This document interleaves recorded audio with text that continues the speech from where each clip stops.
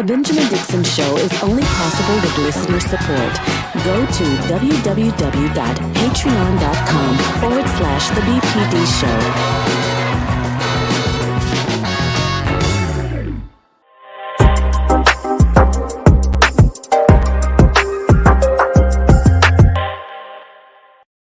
Good morning. It is Monday, August 2nd, and Benjamin Dixon is still on the road, so we will be filling in for him today. With new variants and new scientific research, the CDC has decided to change its recommendation for people who are vaccinated. Before last week, people who were vaccinated were kind of in the green in terms of moving around as though they couldn't catch COVID. But now, after this new variant, new scientific research, the CDC is changing its recommendation and suggesting that people who are vaccinated actually wear a mask in certain situations. And not because they're concerned that people who are vaccinated will get COVID, but they're concerned that people who are vaccinated can still spread the disease. And we've been talking about this and wondering how exactly is this going to impact children going back to school as fall is approaching? And could there be a potential for another lockdown? Take a listen at what Biden had to say on the issue. I also want to speak to families with children in school. We can and we must open schools this fall, full time. It's better for our children's mental and emotional well-being, and we can't afford another year out of the classroom. Every school should be open, and we're giving them the tools to be able to do so safely. Even in those areas where they have a higher vaccination, they have a higher rate of COVID. Through the American Rescue Plan, we provided schools billions of dollars to implement safety measures. Better ventilation, social distancing, and other measures. In March, when vaccinations were scarce, I prioritized teachers and school workers by utilizing our federal pharmacy program. Almost 90% of educators and school staff are now vaccinated. Additionally, the CDC has provided clear guidance on how all schools can safely protect the kids and bring them back to the classroom. Every student wear a mask. It's that simple. All right, Dr. Mack, I am curious to hear your thoughts on this. I understand what Biden is saying there, just in terms of, allowing kids to have a sense of normalcy. But the concern is these kids go back to school, they're not vaccinated. What happens? Well, I don't think it's that simple. And I just had a personal situation with this because my son has signed up to play football. And so he's been going to training for the last couple of months. And so when this new variant broke out and you hear that it is easier to get this new variant than it is the common cold, my ex-wife and I started talking about whether or not we felt it was safe to allow Jonathan to continue in football. So I called the AD of the school, and what we needed to know as a fail-safe is tell us or confirm to us that at least every child that is on the football team has been vaccinated. And can you confirm that with us? And he says, no, that's not a requirement. Neither is wearing a mask. So at that point, that was a deal breaker for us.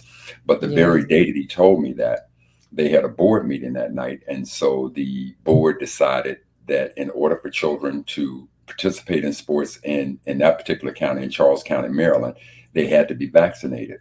So my thoughts are, it is not that simple. And even when they came out with that Friday night, that Saturday, I met with the coach and asked the coach, so what plan are you all going to implement so that when these kids show up, we know that they've been vaccinated? And he said, as of right now, they don't have a plan. So even though they've talked about it, it's still not there. And the thing that we have to keep in mind, some people are concerned about, we keep changing the rules on it. We have to keep in mind that this variant is a living microorganism that it's striving to preserve its life as well. So it's going to continue to mutate. And as it does, and even now, I'm not absolutely sure that the experts even know whether or not with the vaccination as we have it, if we still can't get COVID, they're still studying this. And I respect the fact that they still don't know. That's what happens with research. You keep moving, as the microorganism or the virus keeps mutating, we keep changing things. And so we have to remember that in this country, when we had a chance to lock this thing down, the last administration did an absolutely horrible job. That's And right. even with the new administration, we have to keep in mind that we have 328 million people in this country. And of that, 50.2% have received the vaccination. So we still have a lot of work. So as far as a lockdown goes, according to Fauci, he feels as though enough people have been vaccinated that we can avoid a lockdown. But again, we still don't know how this new variant is going to react. Because again, if you're telling me that it is easier to catch this new variant than it is the common cold, Right. Lord help us as we move into the winter seasons. No, absolutely. And Dr. Mack, I think for me in looking at this, I agree to you, or I agree with you to some extent about even the scientists. It feels like some of this is a bit experimental.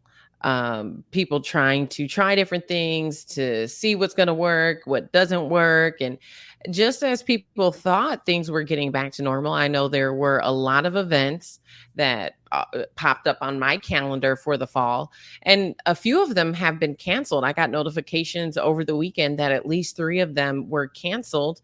People are concerned about outbreaks. People are also trying to be in compliance with the CDC guidelines, and so it feels like the rules do keep changing. At the end of the day, people have to make sure that they're keeping themselves safe. And so I want you guys to take a listen at this. Representative Rick Crawford, he is a Republican, had a lot to say. And this, to me, if you ask me, it feels like the hard thing with getting everybody on the same page about best practices is that our leadership in this country is not on the same page.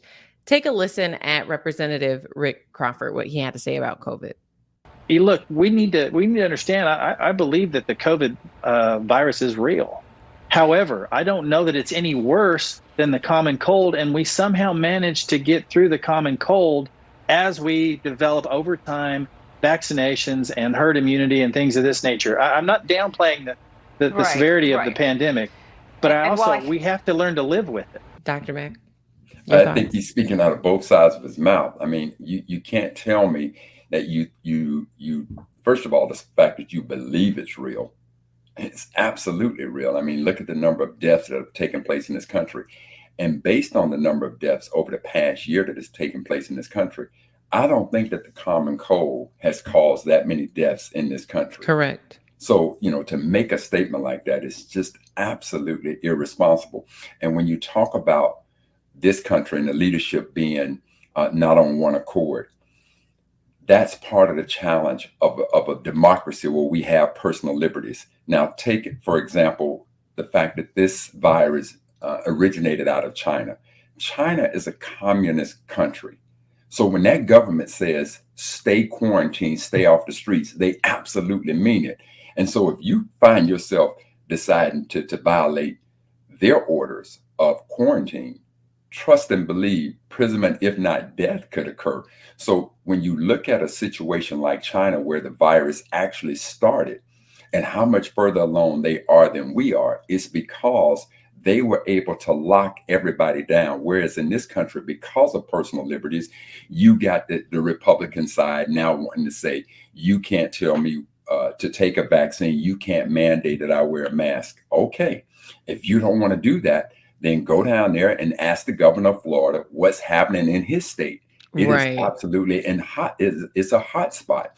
When you take a look across this country at where most of these deaths are occurring at this point in time, it's because of the position that some of the leaders, primarily those in the Republican Party, took in trying to downplay the vaccine, trying to downplay mandatory mask wearing, and now they're beginning to reap the ill effects of that type of leadership and those decisions that they made.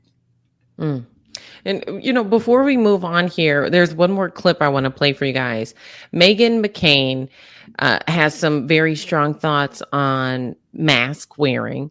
And, for me, I understand, I guess, more so those who are in opposition of the vaccine, just because there's been so much question about what's in it and long-term effects, that it was produced so quickly. All of those questions, I empathize with people who had that hesitancy. You're putting something in your body and you don't have a ton of knowledge or data on it. And so I totally understand that. But wearing the mask, I think, was like the fail-proof way that we could all protect each other and protect ourselves.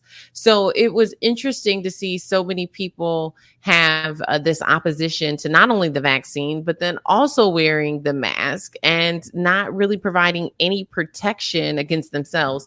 Listen to Meghan McCain's thoughts on this. Are the mask mandates going to be the only way out of this? Is it really going to come down to finally everybody put on your mask? We don't care what you say. I mean, I have a whole different take and perspective on this, which I'm sure you're surprised at, Whoopi. When the mask mandate was reenacted in D.C., I think I was just surprised because D.C. has one of the highest vaccination rates in the country, as well as having one of the lowest hospitalization and death rates. It's very, very, very small. I think if you're going to enact these mandates in a place like D.C., then if D.C. isn't good enough in any of this, then I guess no other state will. And at the same time, my home state of Arizona, Governor Ducey signed a law saying there will be no mask mandate in Arizona, and there will also be no vaccine passports. So I think at this point, following the science is important, but I guess that having this low level of deaths and this low level of, look, I think this is stupid. I don't want to wear a mask anymore. I will because I have to, and ABC it mandates it now back in this company. I wonder what's going to happen going into the fall as the regular flu comes, along with obviously more and more variants. I had always been really trepidatious about what the future held because I felt like I had been, if not lied to, if that's too extreme for all of you, just been given wrong information that was just amended and amended throughout this entire pandemic. America is mentally, emotionally, and spiritually sick, as well as having the virus of COVID. There are just citizens of this country that aren't going to do this. They aren't going to stand for this. And I do think what you will end up seeing is a completely divided America where people who don't want to live under these kind of restrictions and are willing to take the risk, no matter the judgment. And then we'll see other people that are more comfortable living in places like D.C. and New York and California that will continue to probably have mask mandates forever and probably having some form of lockdowns going into the fall. And the question I have for you ladies is, how comfortable are you going back into a studio with an audience of people with these variants going around? She had a lot to say there. And when you said earlier, talking out both sides of your neck, I heard a little bit of that there. Yes. And I also heard a lot of, kind of passive undertones. She took some shots at ABC there for their mandates. The misinformation, calling it lies, America is divided. There's so much there to unpack. What is this bringing up for you? Georgia, again, from a scientific standpoint, you always have to remember that when you're trying to solve a problem and you got multiple variables, you change one variable at a time, and then you see what the results are. And again, everything that you're doing is a hypothesis. It's a scientific, educated guess. And as you change a variable and you get to the desired results, then that's how you do that. But you don't change all the variables at the same time, nor do you go in there absolutely knowing. Otherwise, you wouldn't have to do the experiment. But given the fact that people think, when you make the statement of there's so much misinformation, I think one of the other problems, especially targeting our community, I was alarmed to read the misinformation that is being put out by Robert Kennedy Jr. and what he's doing. He's specifically targeting Black folk behind that. But if we don't know all the data, let me just give you one simple piece of data that to me is almost a cure-all for saying this is what we need to do. And that is, what percentage of people who have died were not vaccinated? That rate is like 99.5%. If you're not vaccinated, that is the chance that's the bucket that you're in.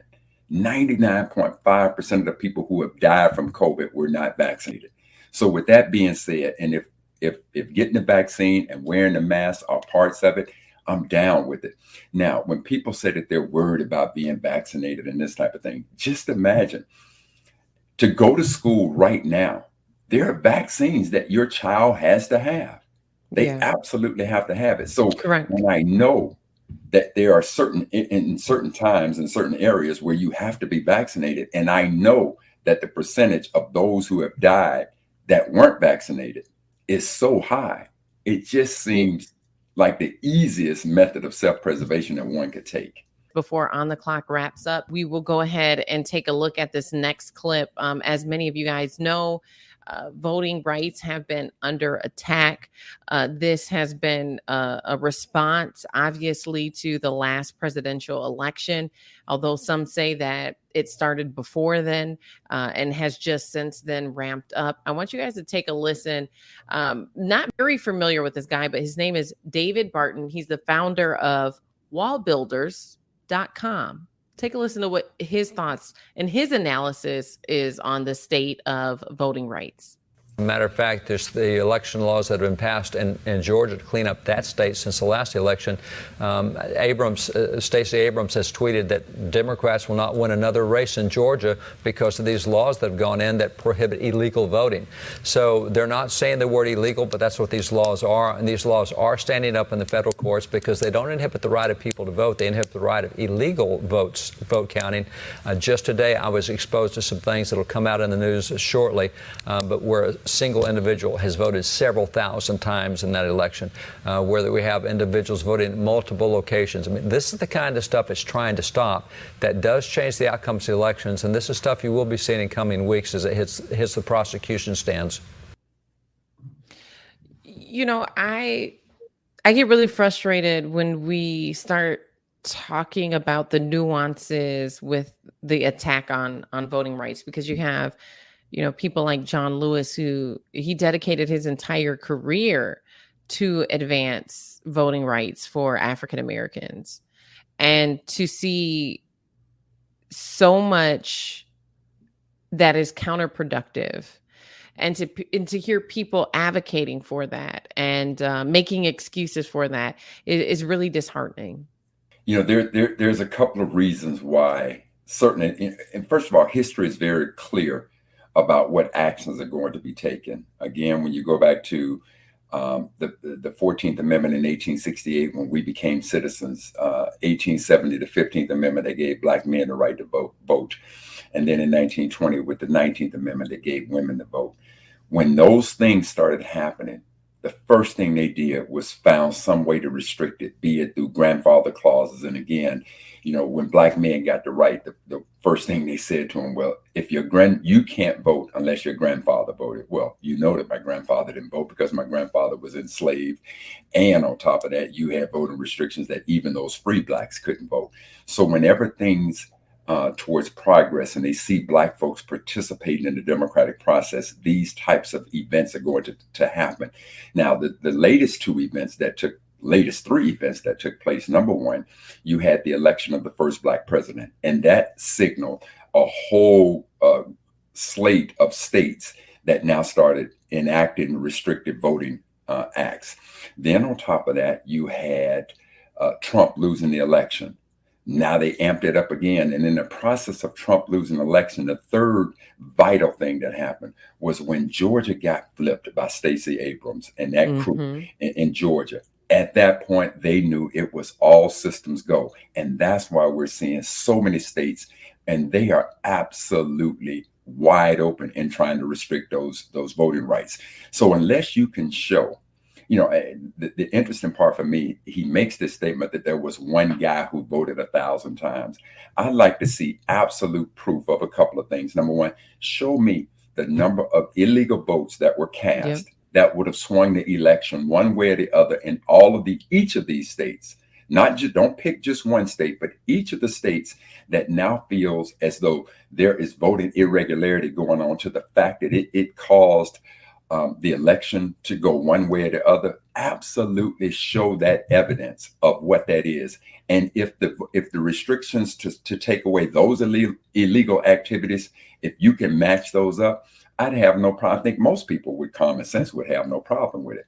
But because they lost an election and they won it on an unfair playing ground so that they can ensure that they would win, that's the problem that I know that most of us have. And so we're watching them do things like trying to decrease the amount of voting time. And one of the things that took place, one of the good things about COVID is that it extended that voting time. And when you saw that voting time extended and you saw a larger number of Black folks turn out to vote, they decided, now let's restrict the amount of voting time. Let's restrict the time in which we would give you your ballot. Make that harder. Let's make in voting much harder.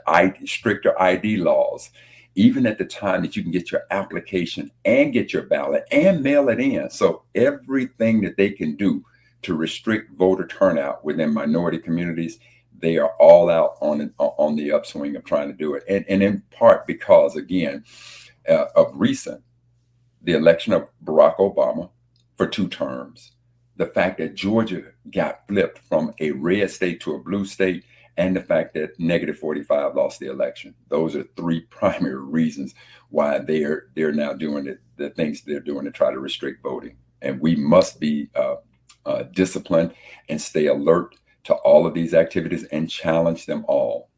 Mm-hmm. Well, one of the things that concerns me, if we can pull the clip back up, is that this wasn't just a regular news platform. This is Victory News coverage in the spirit of faith. And David Barton is also a Victory News contributor. And so to see this intersection of faith and politics, so much for the separation of church and state, huh? Yeah, and I often wonder if that was more for the state than it was for the church, because I feel like we see the church dabble in politics all the time. Mm-hmm. But when you start dabbling in politics and fake news, because as you said, where's the evidence of this one individual voting 1,000 times? Mm-hmm.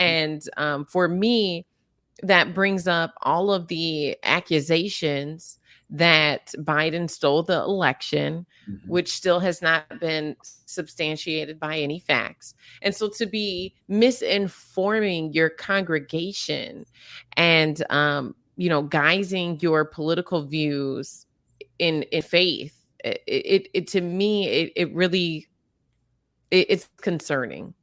What are your thoughts about the way that this is presented? Certainly the devil's at work. Certainly the devil is at work. And again, when they look at,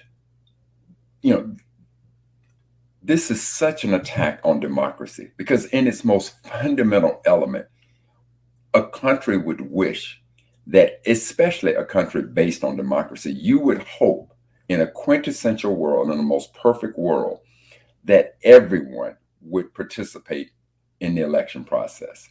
And instead, they want that election process to strictly be dominated by a few to maintain power, to push their agenda. Look, if you want to get rid of anything, you want to change a law, and one group of people turn out to vote for it and another group of people don't, I get that.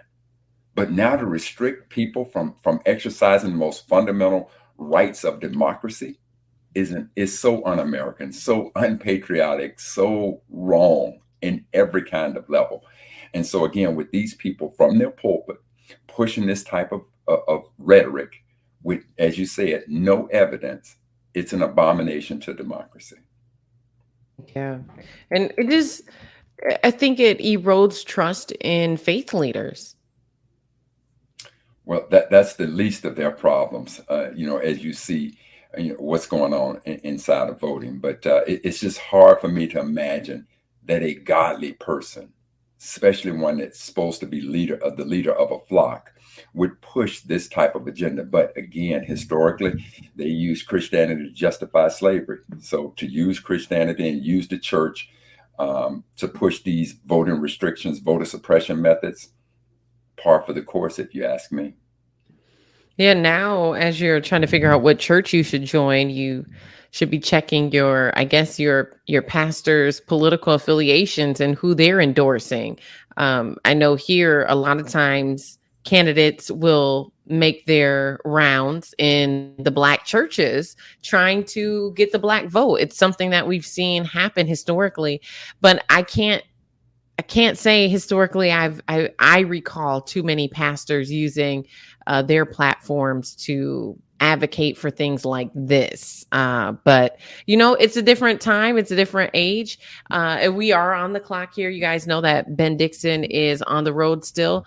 We are going to be bringing in a Noah Changa, who's going to be filling in for him.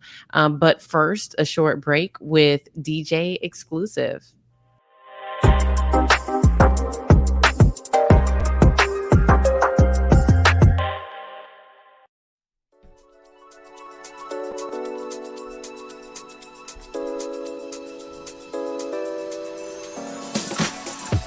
Good morning, everyone. Hope you enjoying the show thus far, y'all. Make sure that you stay tuned. More on the clock is coming up next with Georgia Fort, and our sister Noah Chunka will be joining us. Shout out to Brother Carl Mack. Brother, good morning, Dr. Mack. Good morning, y'all.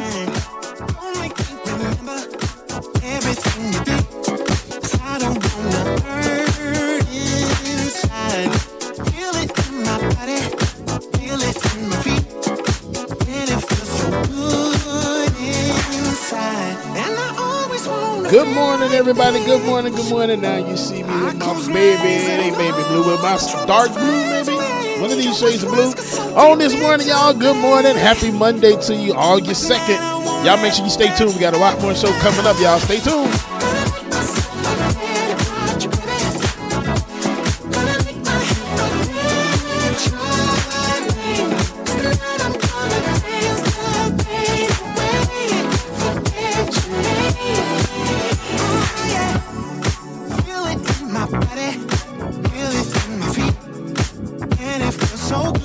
Thank you, B. Cobalt blue. Cobalt blue it is.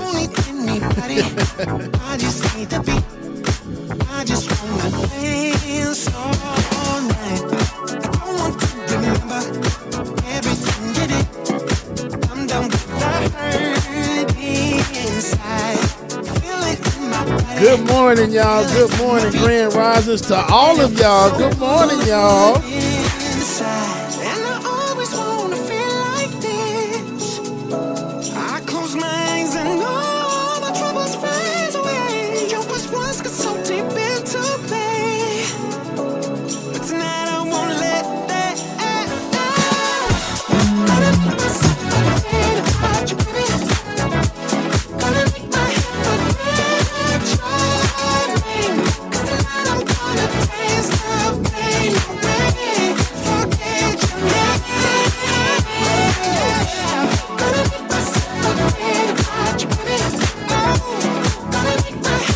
Shout out to everybody that joined us over the weekend on Saturday. On Friday for the Patriot Party. It was a good one. Had a good ass time. So shout out to y'all, everybody that came through, man. If you didn't make it, y'all missed a good one. But don't worry, next time it's coming up soon, so make sure that you stay tuned. If you haven't already, patreon.com/likeItOrNot. Patreon.com/likeItOrNot, or the Benjamin P. Dixon Show, BPD Show. Right, David? That's the other Patreon. Make sure that you join one of them. Y'all some good old funk vibes this morning. Too bad Ben is not here to witness all of this, but hey, it's lost, huh? No, of course. Ben, bring me in. Nigga, punk you on the road.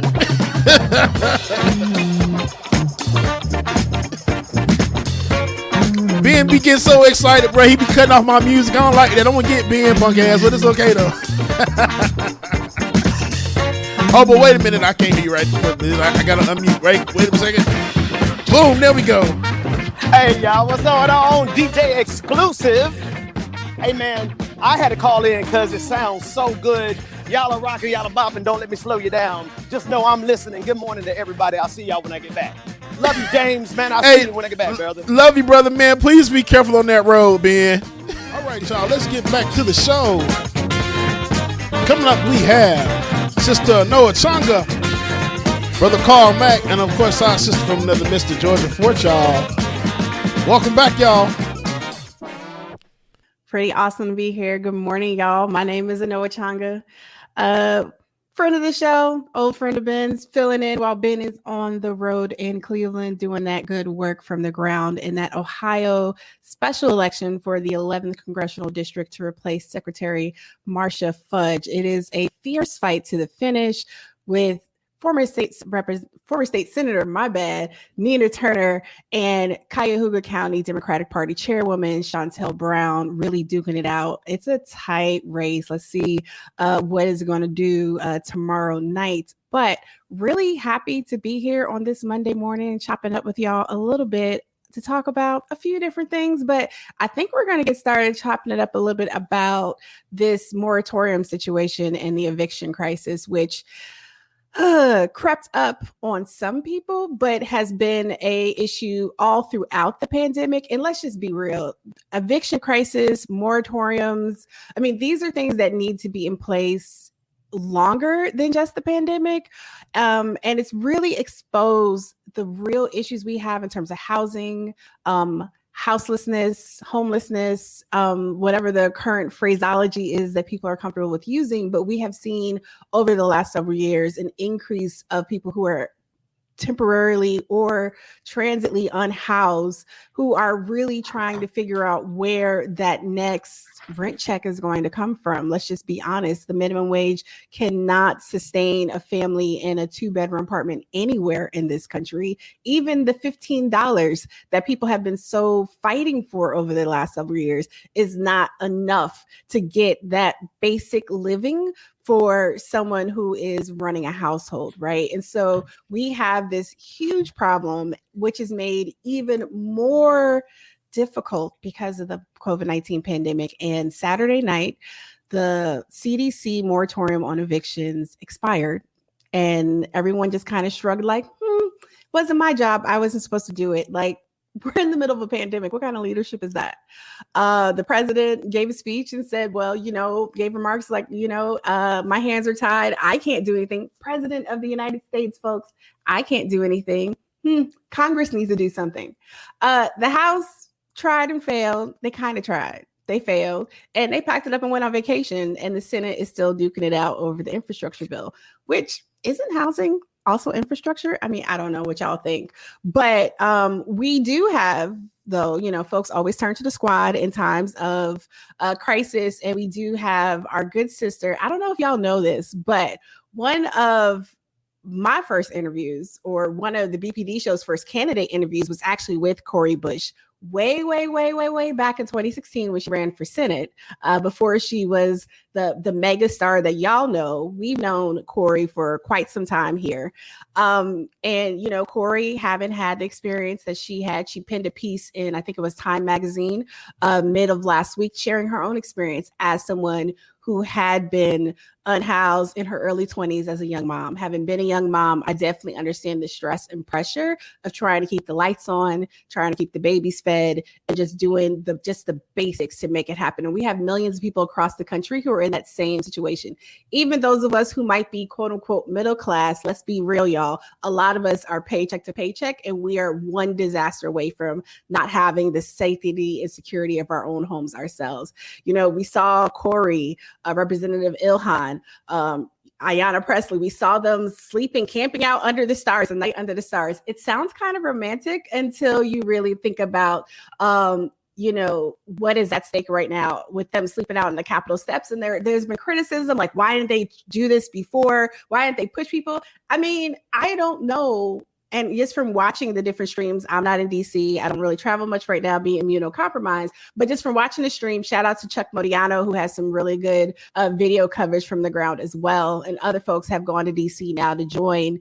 But just watching some of the responses and just looking at the reflectiveness on Cori's face, I mean, I don't know that folks really expected, their colleagues in the House to bounce with this eviction moratorium expiring. And some of the CDC moratorium was a stopgap, right? It wasn't perfect. There have been documented stories from the last several months about how there's still evictions that slip through the crack, or there's a finding that moratorium, because it's a documentation that you have to, go file and get approved for for that to actually keep you in your home if you're facing eviction. And so not everyone, unfortunately, has qualified or been able to use that, right? But it still provided relief for so many people. It still stalled evictions in many instances. There is a group, I'm forgetting the name off the top of my head, that actually tracks evictions. I'll drop a link for David to share with y'all, but there's a group that tries to track evictions because there isn't a nationwide database that tracks any of this information. Just like we don't have a nationwide database, tracking police misconduct and police violence, we don't track this other type of violence that is inflicted on so many people across the country. And eviction really is a violent process when you think about it, right? When you have someone that's being forcibly removed, often by usually it's like the local sheriff or something like that, like literally will put you and your stuff out of a place if you have not vacated by a certain time. And there are various procedures. There are tons of people giving advice about what to do if you're facing eviction. But, people keep in mind, like places like New York, DC, LA, these like real, bastions of tenant housing rights. That's not the same for a lot of folks. If you're talking about folks in the South, Southwest, Midwest, I mean, there's some real, I don't know what the proper word is the first thing on a Monday morning, but there are some real screwy characters out there who unfortunately are landlords and hold lots of power. We have a lot of these mega corporate landlords as well that do not care and will get rid of you with the quickness, whether it's, your error or theirs, it does not matter. And the process is not set up to help tenants. A lot of times when you go into these legal situations, if you're filing in a local court, they're not allowed to give you legal advice. And legal aid institutes or other, legal advocacy organizations are seriously at their max capacity. So this is a moment where it's not just, state and local folks should, fix it or make it work. Like we really needed federal leadership and guidance right now. And it just unfortunately hasn't happened. Brother Carl, I don't know what you're seeing out in Maryland, but I just wanted to bring you in for some thoughts on this as well. Wait, Sister Noah, that is a very complex situation. Granted, you may find people who are in desperate need of housing, and then you may have screwy landlords. A couple of things. First is we're not in the middle of this pandemic, not according to this capitalistic economy, right? That's why they're talking about opening it up again. And so for the protection that was given during the height of the pandemic, rightfully so. So we're not in the middle of it. They're certainly opening up the economy. And even when they instituted it, everybody knew that there was going to be an end date to it. So when we talk about housing or the lack thereof of housing in a country as wealthy as America, no doubt that healthcare, a lot of these things shouldn't be taken, that we shouldn't be battling, not in a country of this type of wealth. But when we talk about screwy landlords, the flip side of that is we got some people who have absolutely taken advantage of that. People who, I know of friends who own properties, and these aren't wealthy folks. These are folks who are trying to make their way, trying to get ahead. So they've invested in buying properties and now and I know some of these folks who have said, look, Carl, we have literally made the rent so incredibly affordable. And even though we know that some of these individuals got stimulus checks far in excess of what they were making, and they were making payments before the pandemic, now all of a sudden, because of this, they're no longer making payments. So some of the folks that I know, and again, these are not wealthy people, but these are people who have taken their chances, leveraged their own mortgages to acquire new properties, now tried to go ahead and have renters come in. And then on the flip side of that, so just like you can have screwy landlords, you can also have folks who will absolutely take advantage of it. So it's not a simple issue. And I think there are abuses on both sides of that coin. I think you raise a really interesting point, right? A lot of folks automatically, landlords are evil, landlords are X, Y, and Z. But I think you raise a really good point about how there are different categories, right? There are some folks, because we're taught property ownership and stuff is a part of the American dream. It's how you can get ahead. And because of the system we still have, it is a viable way to make extra income, to provide for your own, sustainability and livelihood. I think this came up right after Indian Walton won the Buffalo primary, she was asked about, providing assistance and support to landlords. And she made a comment when she was talking about small business owners. She included landlords as a part of the small business owners, clearly delineating from large corporate, landlords that do abuse tenants and systems and things like that. But I do think when we're talking about some of these smaller landlords, like the folks that you're sharing with us about, that is a piece of the puzzle that we're not adequately accounting for. One thing that I thought was really interesting, I was watching a conversation that Representative Cori Bush was having in front of the Capitol with Senator Elizabeth Warren on Saturday.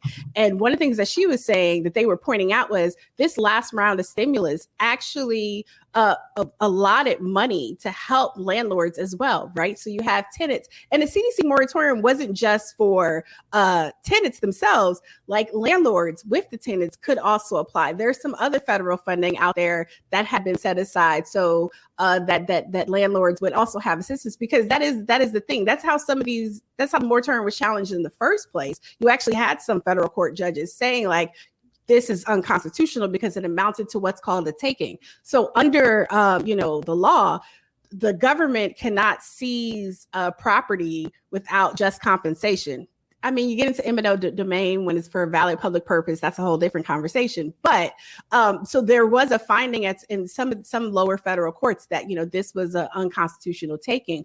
But part of that also has been putting funds in for landlords who themselves have financial obligations, because regardless of how you feel about landlords, you still have folks who are stuck with mortgages and payments themselves financially. Absolutely. So you could be potentially putting other people into financial hardship because you have people who are also in financial hardship. So it's a very antagonistic system. So we need solutions that, instead of putting them as, one side against the other, that are actually looking at how do we help folks navigate this situation. And you're right, there are always folks who exploit. Unfortunately, that's the nature of Americans, the whole I got mine, so you get yours mentality. But we do have smaller landlords that are, having financial hardship as well, may have suffered their own job loss, et cetera. We also have tenants who have, financial hardship, but there was funding that was set aside to help both groups. That is one, probably not communicated or publicized nearly enough. And from what the senator and Rep. Bush were talking about, the state and local infrastructures has not actually been able to process those funds. I know in DeKalb County, down here right outside the Atlanta metro area, the DeKalb County judge just issued a moratorium for that county for 60 days to extend. But one of the things they were noting was that only 11% of the funds allocated to DeKalb County for housing purposes have actually been administered at this point. And so 11% of millions and millions of dollars. So there's I think it was close to $50 billion was in the last stimulus round for housing and homelessness in particular. And then some of that was specifically rental assistance to support landlords. I think about half of that. And so that is another piece of the pie, that there are landlords out there that are also eligible for aid, but they also need to know. I mean, I think about my ex's uncle up in Buffalo who owns some properties. They're not a wealthy family by any means, but that's a way that he thought that he was building for the family and providing, opportunity, to help move his family along. So when we talk about these things, I think you're right, Brother Carl. We do also have to have an understanding of how these groups are engaging in various communities, and then also making sure that people have, the resources that they actually need. I think even when you talk about the funds that are set aside for landlords in the stimulus package, think about what the amount of money that they set aside for small businesses. Even though that money was set aside, the process by which one has to go through, and whether or not a particular small business was getting that. And so again, we saw abuses even in that system. Yep. So again, it is not a simple solution to it. And so when we think about people who are taking risk, like in the case of one of your relatives, right? Let's say that a family, you've been a homeowner, and let's say you got $150,000 equity in your home, and you want to take that $150,000 and use that money to purchase a new property, or maybe several properties. Let's assume you buy two homes, you leverage that to two homes. That means you're now carrying 3 mortgages. You got the mortgage on the home that you're in, and now if you picked up 2 other homes, you got mortgages on those. So if you have people who are abusing and not paying, just think of the devastation that's going to occur with that family and all of that wealth that it took for you to build up that capital in your home. You now lose it all and potentially could lose your home and end up being evicted, because now the banks are looking at it and saying, wait a minute, we've given you this loan and you ain't making any payments on the loan. Well, I'm not making a payment because my tenants aren't making payments. So it is certainly not a simple so it's not a simple problem to look at, and there certainly aren't simple answers to it. Absolutely. But it's also another reason why the piecemeal approach and just letting cities and other localities just handle it and fix it was also not the right approach. I think we have a clip from AOC on one of the Sunday morning shows actually talking about how Democrats are just kicking the can down the road. Well, I think there's a couple of issues here. First of all, you are absolutely correct in that the House and House leadership had the opportunity to vote to extend the moratorium. And there were many, and there was frankly a handful of conservative Democrats in the House that threatened to get on planes rather than hold this vote. And we have to really just call a spade a spade. We cannot, in good faith, blame the Republican Party when House Democrats have a majority. Now, there is something to be said for the fact that this court order came down on the White House a month ago, and the White House waited until the day before the House adjourned to release a statement asking on Congress to extend the moratorium. This came after weeks. I sit on the Financial Services Committee, which has jurisdiction over housing. We had, the housing secretary there asking about the administration's stance. We asked the Biden administration about their stance, and they were not being really forthright about that advocacy and that request until the day before the House adjourned. And so the House was put into I believe, a needlessly difficult situation. And it's not just me saying that. Financial Services Chairwoman Maxine Waters has made that very clear as well. And so there's a couple of contributing factors here. We have governors who are also not getting this emergency rental assistance out in time, which is forcing this extension, what we would like an extension of the moratorium. The fact of the matter is that the problem is here. The House should reconvene and call this vote. Yeah, I think she says it all right there. Like, we needed more federal actual leadership in this, and we can't delay. It's great that they got a bipartisan infrastructure bill somewhat together that's up and moving, but housing, democracy, there's so many other things that actually need that time and attention. So listen, I'll tell you the other part that I think the Democrats are looking at. They're looking at how much money was spent by this government, from the feds to keep the economy going, from the previous stimulus package, how much money was spent. And we're talking in the trillions, and I want to dare say it was close to $10 trillion. Somebody somewhere has to pay that. And now if you're looking at extending anything in regards to that, what happens when it's time to deal with America's debt that it is incurred as a result of the pandemic?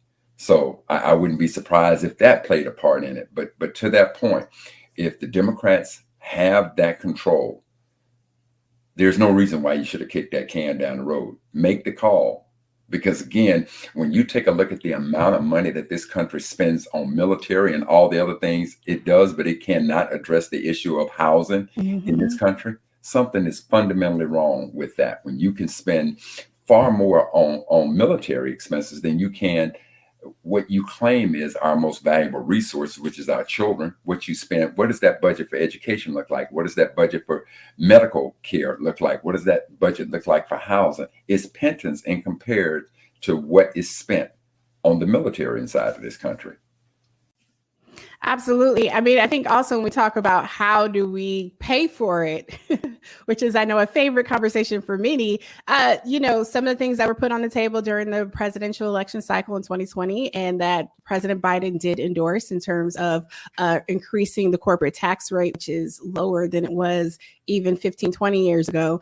But I also think about the comparison. A lot of people have compared this great spending that we've had, as you put it, to the period during the Great Depression, just considering the way we've been plummeted economically as a country, as well as the ongoing pandemic. And even though there is very much economic and politically driven rush to just get past the pandemic. The reality is that we do have a large population that is still unable to completely or fully engage. And the last time we were here, last time I was here talking with you, we were talking about the rise of the Delta virus. And now we're very much seeing that happen right now. So we have folks, even some of the breakthrough cases, and I know the CDC and other folks saying breakthrough cases are rare, or symptomatic breakthrough cases are rare, but they are happening. So we are seeing people being forced, at least temporarily, out of the workforce if they are someone who has been vaccinated and now has a breakthrough case with symptoms.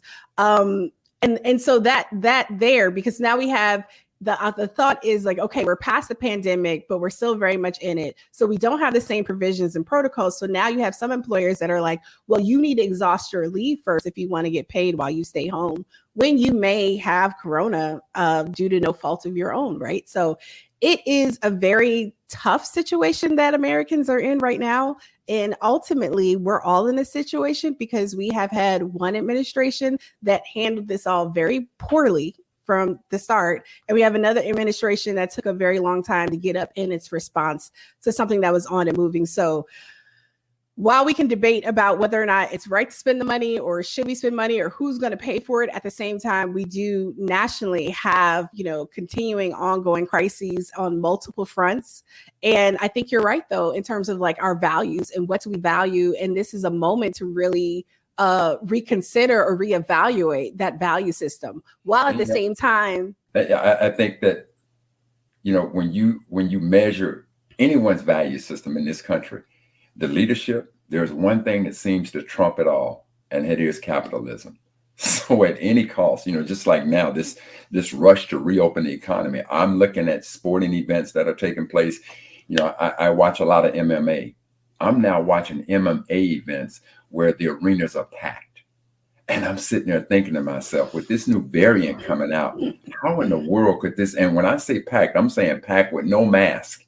So how in the world do we think that we're out of this situation, when clearly the CDC and others are saying that this new variant is easier to transmit than the common cold?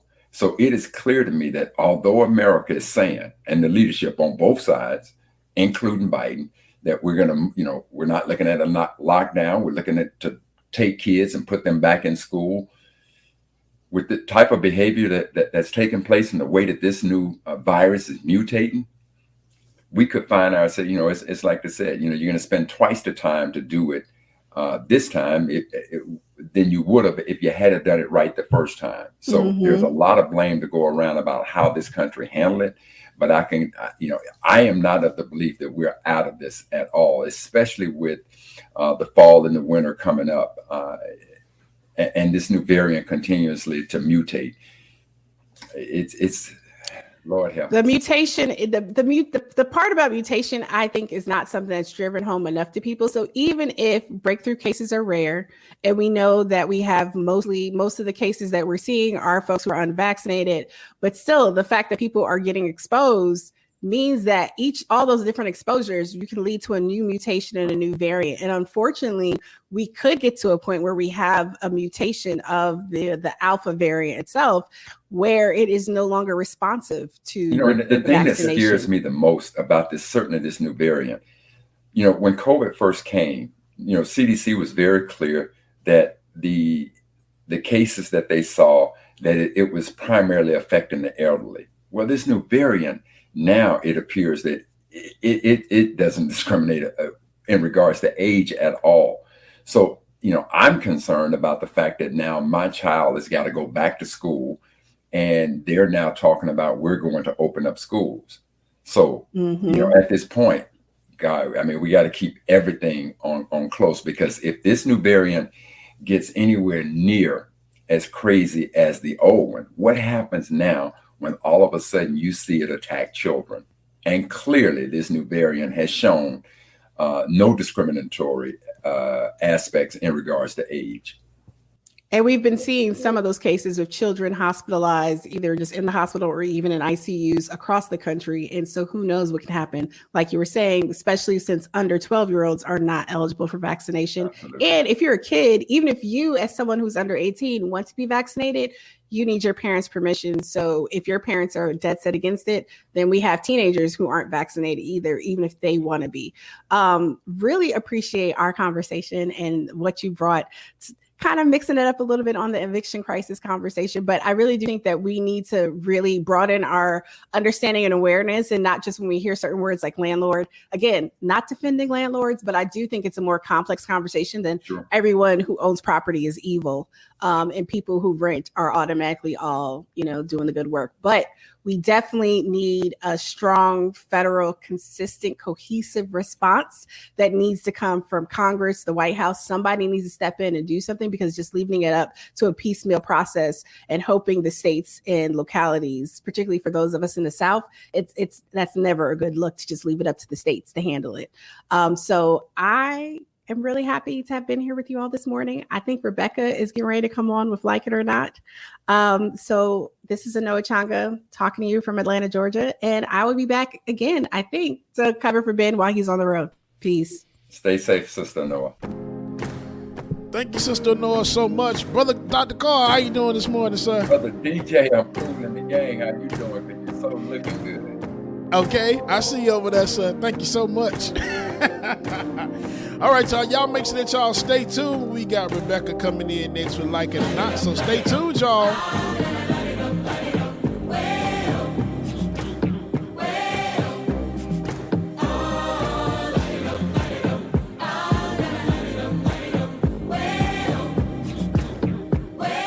Shout out to the family that's in the chat room. I see y'all this morning. Shout out to everybody. We love y'all. We mean it. Get that roll call going on soon. But before we do that, let's go ahead and get our new patron members going on real quick. Let's see our new patron members before the beat drop and come in. New patron members, we have Robert S., Khadijah F., Subhan F., Neil M., Wes Crosby, Andrea M., we have Anna, Sergio, Deborah D, Carly W, and I always shine. We appreciate y'all so much for joining Patreon and increasing those pledges. Thank you again. And our new Twitch subscribers. Excuse me, we have J977. That was JNNE97779. We have Station Worshipper who are resubscribed. Andy from Ohio, shout out to Andy who resubscribed. We have Brown Coat Blue.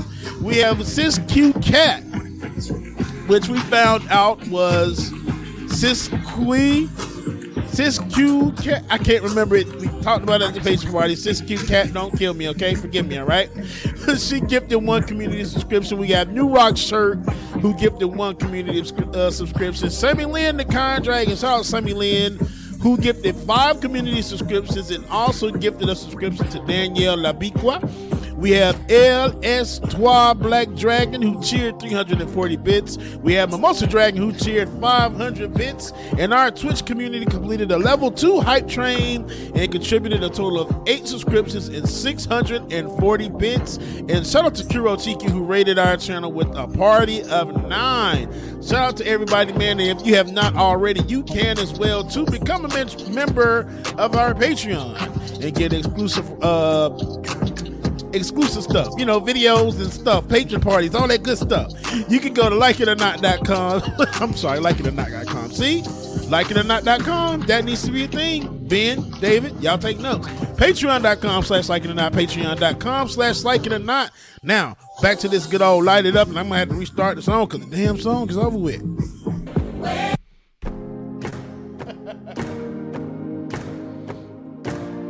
Shout out to Michelle in Perth. Man, you know what? Let's go ahead and get this roll call going on. Good morning, Mama and Daddy. Good morning. I love y'all so much, Mama and Daddy. Good morning.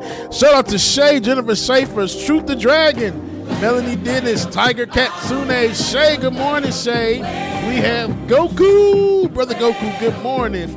Roller Dragon, good morning. Kev Z 24/7, who has been accused of being a right-wing troll. Shout out Kev Z 24/7, who's old school, been around for a minute. Patricia Palumbo, good morning.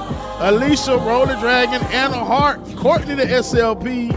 Freaky Road Runner is in the building. Lateef Mills, what up, brother Lateef? Shout out to the hardest working man in the chat room right now. Chuck Diesel, what up, Chuck? Shout out Jam Tuned as well, too. That's streaming from Twitch and doing all the work over there as well, too, man. Lily, good morning. Alicia, I'm repeating a few people. What's going on? Industrial Arts Denver. Who am I missing? I know I'm missing a lot of y'all. Nat A, Mark S, Melanie Dennis, Barbara Ebron, Six Dragon Daddy, Miss Nuru. Woo! Sister Mara Chase, what's going on, Mars? Six Dragon, I already said you that sleeve. What's going on, Brother Lee? B! Rosie B, what's going on? Roller Dragon, Band of Strays. Good morning, y'all. Breathe.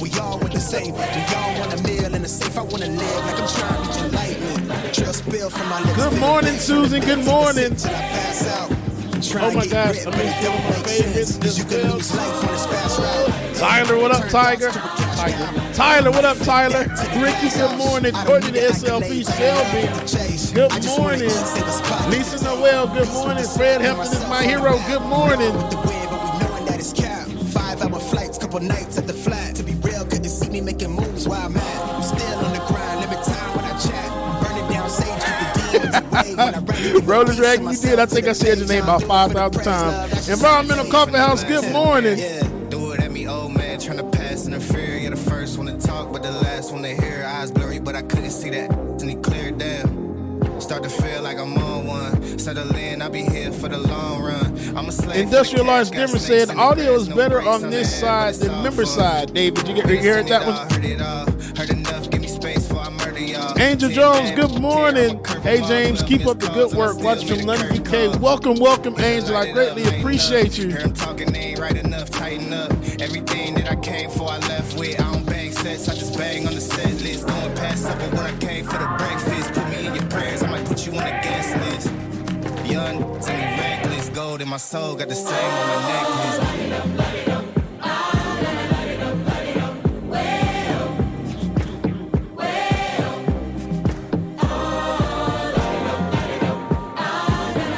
Ear Hustler, good morning, Ear Hustler. On it goes, good morning.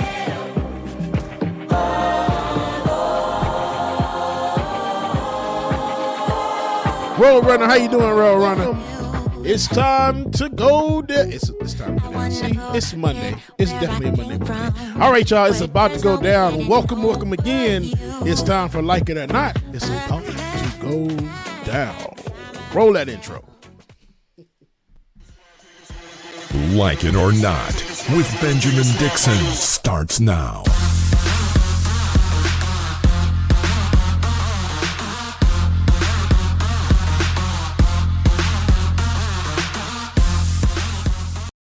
Good morning. Good morning.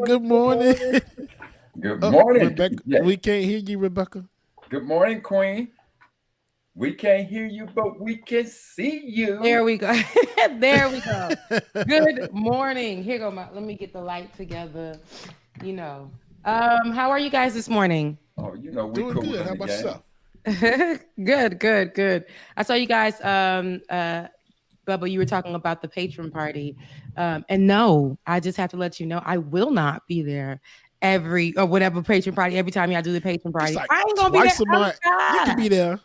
You can be there twice a month. You just come in like the first 30 minutes, do your roll call, and be on. Hey, DJ, she think corporate was putting a whip to it. Oh, you gonna be there, Queen. Yeah, no, I'm still working corporate right after, so I'm not rolling over to every Patreon party. But it was fun to be there on this recent party. It was good just to talk to everybody, feel like family once again. It gave me like early pandemic vibes when we used to get on there and just vibe together, fellowship, just kind of talk. It was really good. And just kind of like put a face to a name or a handle. I guess. Yeah, whatever. Yeah. Well, how are you guys doing this morning? It's Monday. Are you guys feeling the Monday blues, or are you feeling like it's just another week? Monday blues. I go Monday first. blues. Look. Every day is Friday for me. Every day. Ooh, Well, I hate that. believe, I believe I it. believe Look. it. Soon come. Rebecca, Soon come. like Soon it come. or not. Listen, But every day should be Friday for everyone, and soon right. come. Everybody should experience that at some point in their life. Child, what you were gonna say, Bubba? Okay. I was about to say, how was your weekend? What did my weekend do? My weekend was okay. I stayed in most of the time. I tried to rest up, but I couldn't. You know, Saturday is like this thing for me where it's like I have to get up and I have to start cleaning. I really just have to start going in and cleaning. I went to the mountain, and then I started cleaning when I got home. And then I felt like my plugins weren't plugging in. So I had to go, to the store. And I did go and do brunch with a friend. The brunch sucked. Because Really? I'm on the tick and talk now, looking for places. I told you I'm on the tick and talk, looking for places to eat, like places that are not packed, places that are hidden gems, places that don't have lines. Because in Atlanta, everyone does brunch all the time here, All like the time. in Midtown and It's a thing. Buckhead. Yeah. So I said I need to find somewhere where I can just walk in, get my food, and eat. So there was this place, they had waffles that are macaroni filled. It's in Sandy Springs, and they have waffles that are filled with macaroni, and then they had sriracha waffles. I said, "Oh, this sounds really flavorful." Right, Dr. Mac. Right, but no, I don't do chicken and waffles. It's chicken and waffles. Say macaroni waffles. It was mac and cheese waffles, and listen. So it's true. So the girl that was rating it was black. So I'm thinking it has to be seasoned like this. She said it's seasoned, so I believe it. So you can't trust everybody. But when I went there, me and my friend, he gets the sriracha, and I'm eating the mac and cheese with the chicken and waffles. And I don't even really do chicken and waffles, but we were eating, and it was like there's something missing. It was saltless. It was disrespectfully saltless and seasonless. And I told them naturally dark meat contains the sodium. I just did not, it was not giving what it was supposed to give. And then, so I felt like I needed a redo. After that, I came home. I was very upset. I just drank water for the rest of the night. I went to sleep. The next day, my sister was like, after church, we was like, okay, let's go. We do virtual church, but I just wanted to point that out. We do virtual church right now because the streets is hot. So we went to Copeland's. Copeland's, New Orleans, is a chain, and that blessed my soul like nobody's business, y'all. They gave me breadsticks with crawfish on it, and I said, I don't know if I'm gonna like that. I ate one, and by the end of my conversation with my sister, the whole bread plate was gone. I don't even eat bread like that. The whole bread plate was gone. It was so good to my spirit. But yes, that was my weekend. I had a bad food time, and I love food, and I needed to get some seasoning, and I got the crawfish at the Copeland's, and I couldn't even get to the main plate. It was so good. Like, it was good. Wow. Dr. Mac, what about you? What did you do this weekend, Dr. Mac? Probably chilled on the golf course. I know. No. Do you play golf? What do you mean, do I play golf? You do give a golfing vibe. You give a golf. He's light skinned, Rebecca. He plays light skinned. Barack Obama is. She does give the golfing vibe. Let me tell you right now, I would beat the brakes off Obama. Yes, it did. Let's be real clear about that. And see, when I go out there now, I combine church and golf. So the golf course on Sunday is known as 18-hole Baptist. Okay. That's what I do. But, however, this weekend, I was working on the 5th installment of my Black History calendar, which is dedicated solely to Black women. So, nice. I was locked in doing a little work this weekend.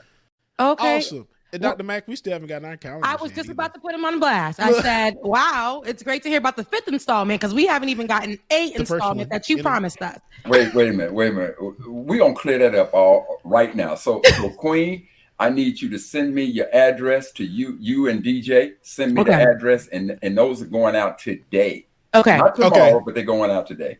Today. Okay. Today. TAHDAY. Now, as far as me not sending them to you, look. Bad doctor. Right. David said he needs his too. Right. That's 3 of them coming out. Three. Okay. Of them coming out. I need Dwayne. Yeah. So everybody send me the addresses. They're going out today. Okay, definitely. Okay, we got you. Now, Queen, as far as looking for a place to eat, and you can just walk in there and get it at any time. I heard Azor's kitchen is always open. That's what I hear now. Oh, did you? It's always open because it's never utilized. So I mean, Dr. Mac, that thing can't cook. I heard. Listen, let me tell you something. Let me tell you something real. I cook, right? And I like to cook when I'm hungry, right? In my home. I just like my food to be cooked for me. I don't like getting in the kitchen over the stove. And here's a quick story about that before we get into the news, because we're going to get into the news. But here's a quick story about that. Growing up, being Haitian American and being a female, young woman, young girl, young lady, I grew up watching all the women in my family, which was at the time I didn't understand. I was like, why can't I go to the basketball court with my brothers? Why can't I go and race down the streets with my brothers? Why can't I do that? They wake up, they can do whatever they want. I wake up, like, that's why I have this bad habit. Or on Saturday, I feel like I can't do anything if I don't clean, like go into really cleaning mode, because Saturdays is when you clean. And then when your mom's in the kitchen, you go stand near her over the stove, and she cooks and she cooks and she cooks. I just wasn't into that. I like to be in the streets with my friends, rolling in the grass. Today I could never, but rolling in the grass and doing all that stuff, having a really good time. And I saw all the women in my family. My mom one day came home.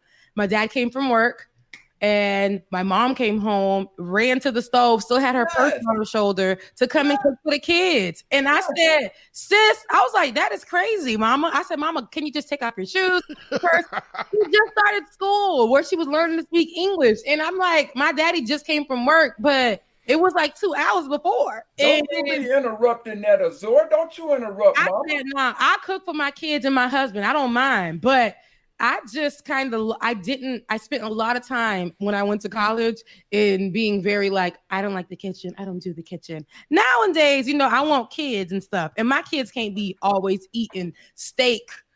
Like always eating. They got to eat some Haitian food. So lately, since I've been here in my home, I cook a lot of Haitian food, like a Haitian breakfast, Haitian spaghetti in the morning. You guys will see me eating that. Like rice. I have not really perfected, like my mama, the rice and beans yet.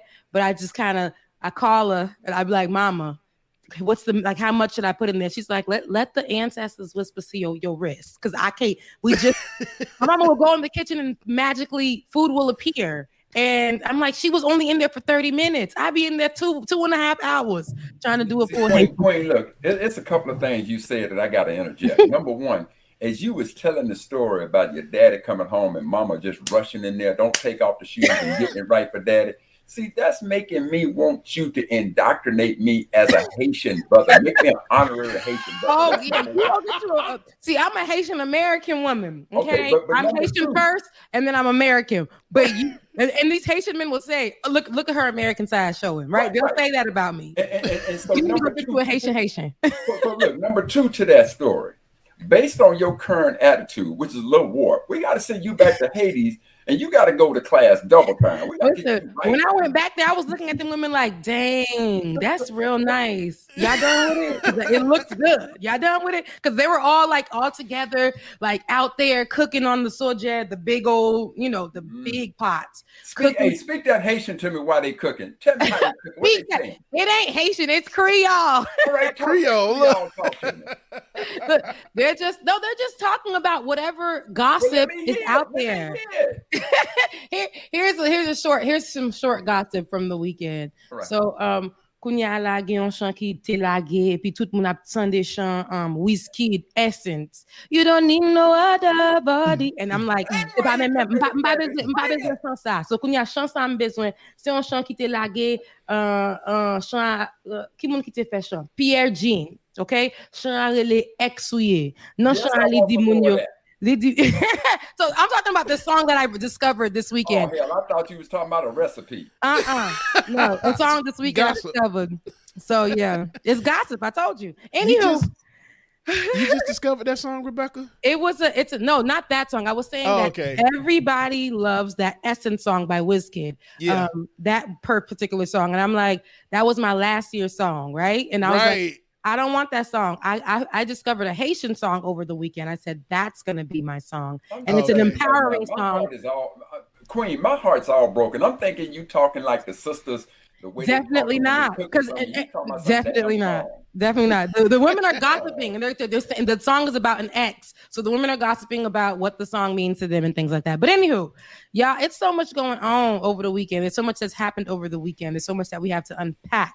I don't know where to start. We have COVID, and we still have January 6th. But I think I want to start with COVID-19, with its sister, brother, cousin, friends, the Delta variant. Okay. So I know that this morning earlier on the clock, you guys discussed Meghan McCain, and she says that the new mask mandates are stupid and the country will end up divided, with half of people living under lockdowns and half living in states where they're allowed to live freely with the risk. Let's take a look.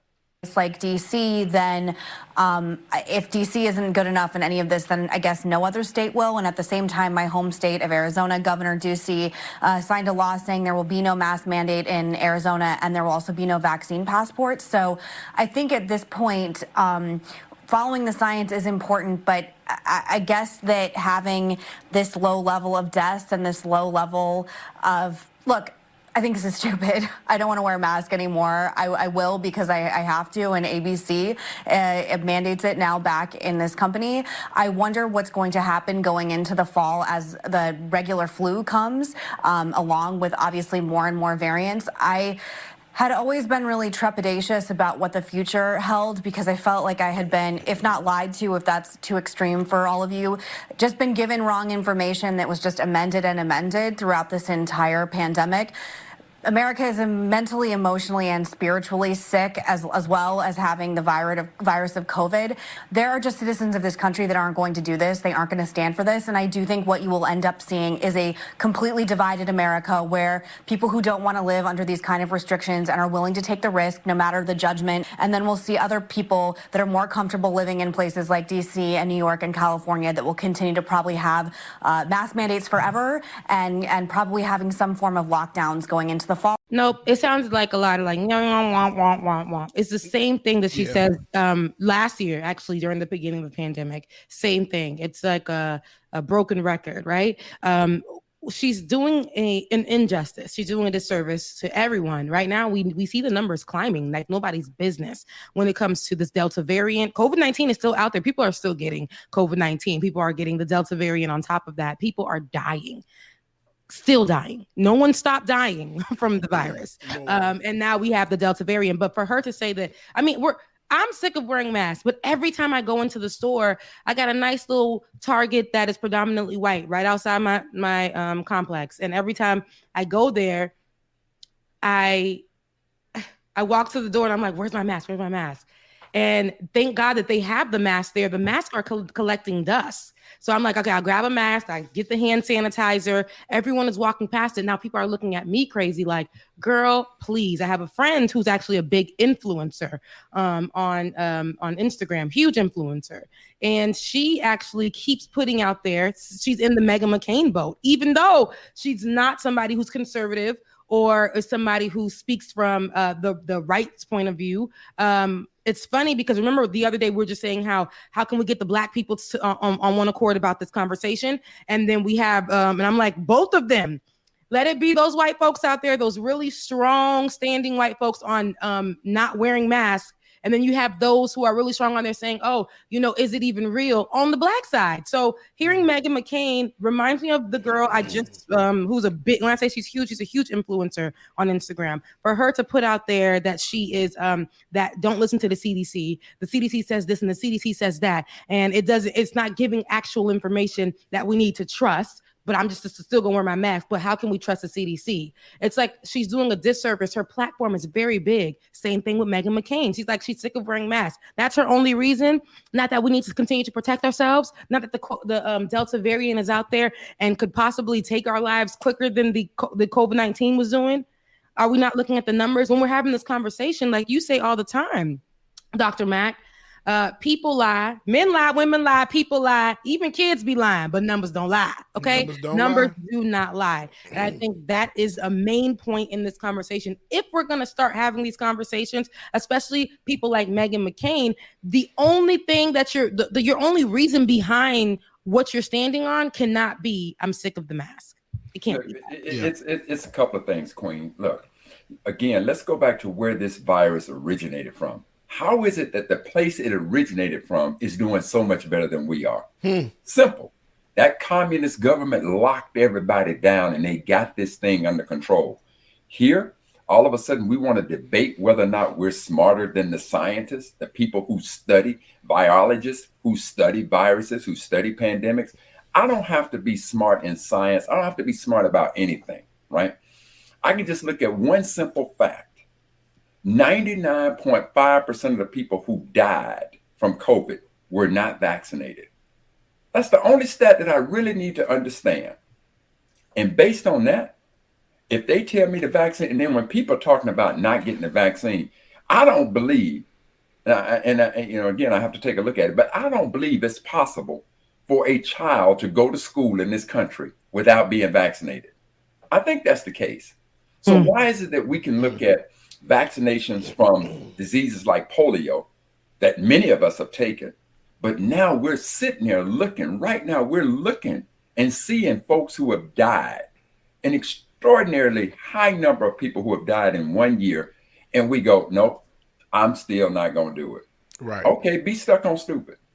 And if she says she's sick of wearing masks, guess what? You go out there one of these times without that mask and you don't have to worry about being sick no more. Yeah, absolutely. Like it or not. And it's funny because I'm starting to notice more of a difference now. You know, once the vaccines started coming out, vaccinations came out on this side of town, that's the black side, technically, it seemed like the mask started going away a little bit. Now, like all the information that's coming out with this Delta variant, I'm seeing more masks and I'm here for it. I'm so happy. And you can tell a difference. Once you go on that north side of going around 285, Marietta, all up in that area, total difference. I know. No mask. I was showing Marietta the other day. In Marietta, they're not wearing masks. And I'm telling you, none. It's also because the leaders in those different cities or counties or metro Atlanta areas are taking a different approach right now. I think Keisha, Mayor Keisha Lance Bottoms had just thought about what it was like in this last pandemic and how a lot of it kind of fell on her hands. In some cases, she couldn't control. In some cases, now I think she's taking these lessons and she's like, oh, no, we're not going to do this time. Yeah. Delta variant is coming in something real. And this particular city that I lead, a lot of people come in here to vacation all day, every day. So let's start putting down some rules and mandating these rules again, where it's like before you go to a restaurant, and you better figure out your reservations because there a certain number of people will not be able to go inside. We're not doing the maximum anymore. We're going back to the beginning of those COVID mandates that we had before. You better wear your mask, and you better go to places where you're going to be going to places that are not going to be able to be packed. We're not doing that. We're going to start. That's what I love when I started reading the 3 that she came out with last week, and I'm like, why ain't my city doing that? Because the people are out, and I feel like in the area that I live in, they act like they are so secluded from everything happening in Atlanta. Mm-hmm. Like they act like there's nothing else going on. Was driving out of my my complex the other day and just saw this big, clear, huge on this one of F-150s, huge, like a 2021 F-150, big, sitting tall. And then behind it was a big flag, and he had F Joe Biden, huge flag, F Joe Biden, right? And everybody was honking him, thumbs up in him. And I'm like, that's crazy. He just came from the same store that I'm about to go inside. Then I go in there and no one has a mask on. Kids are running around free, just doing whatever they can. I'm just like, this is where I say, there is a difference. Then you go into Marietta. Mind you, I live in a predominantly white area. Then you go into the Marietta area, which is very black, pretty black, nice and blended. And those people are just out there. Went to the Walmart over there to see if I can go somewhere where people had on masks, right? Get over there. Ain't nobody got no mask. And then I didn't even know school was tomorrow. Y'all, school is tomorrow in this whole area in Metro Atlanta. And everybody is packed. Lines, they're back to back on each other. No one has a mask on. Maybe I could say 10% of the people that were in there didn't have a mask on. Me and my sister walked in there, did a U-turn so quick. The lines were wrapped around in that big old Walmart, and everybody was maskless. Okay. I said, oh, no, we can't do this. And then I thought about school. If these kids are maskless in the store, what are the schools doing? I know they're not requiring these kids to be vaccinated. Rebecca, they are protesting because now a lot of counties here in Atlanta have mandated that they have to wear masks. And when I tell you these people are protesting their kids having to wear masks in school, I'm like, y'all can't be serious. This is serious. This is serious. This is serious. People's lives are at stake. Over here in our area, I'm probably 2 miles away from the National Harbor, which, I mean, in the summertime, it is just packed with people. And so I drove through there this weekend. My son and I, we ordered from Chipotle. He jumps out with his mask, picks it up, get back in. And I can tell you, probably better than 70% of the people were without masks. And then they got this one place down there where you can go listen to live music. And most of the folks that were going in were white. And I got to tell you, not one person in that line had a mask on. There was no social distancing, no anything. Then you come back and you look at some of these sporting events. I'm looking at MMA bouts and the likes. Packed with people. Nobody's wearing masks. I'm just trying to say that evil twin known as the Delta variant, they could take it for granted if you want. And again, if we had done the right thing from the jump, we'd probably be miles ahead of where we are now. And I agree. I'm afraid that when you're looking at only 50.2% of the people in this country have been vaccinated, and you got this list of folks who decide they don't want to wear the mask, they don't want to get the vaccination. Who knows how this new variant is going to mutate into a triplet? And who knows what we're in store for? So God help us. God help us. We didn't want any assistance when we were offered assistance at the beginning of the pandemic from any other country that was actually seeing this pandemic through, seeing this virus through, finding ways to slow it down. We didn't want the assistance. So at the time, we were under the administration of Donald Trump, and he literally was like, nothing from no one. We're not going. But the people from other countries was like, okay, forget it. We're just going to come ourselves and start flooding your health systems and as extra help. At least if you're not going to take our advice, we're just going to come and start being extra help, and they stayed here for a few months and then we're gone, because they had to go take care of their own people. But even in other countries, it started to slow down and we started to see a slowing in it. But here, under our administration at the time, and then where we are now, I know Joe Biden is doing way more than Trump did. God, wow. Yes, he is when it comes to the virus. But I feel like the urgency sometimes, and I know it's because, there's so many protocols and rules to follow, but the numbers, like you say, the numbers don't lie. We already saw what it was with just when we had COVID-19, and we didn't have any explanation about that. Now looking at the Delta variant, listen to me. If they were to shut down again, the United States, I still don't think we would get it right, just because the United States is so hard-headed. But I do think that we're due for another shutdown. What do you guys think? Well, Sister Queen, since you mentioned -45, that reminds me of the stolen election and the terrorist attack of January 6th. Just in case you forgot, Charlie Kirk paid. Little Charlie paid for 80 buses to go down there and be a part of it. He helped sponsor what turned out to be a terrorist attack. I still remember you, Little Charlie. Like it or not.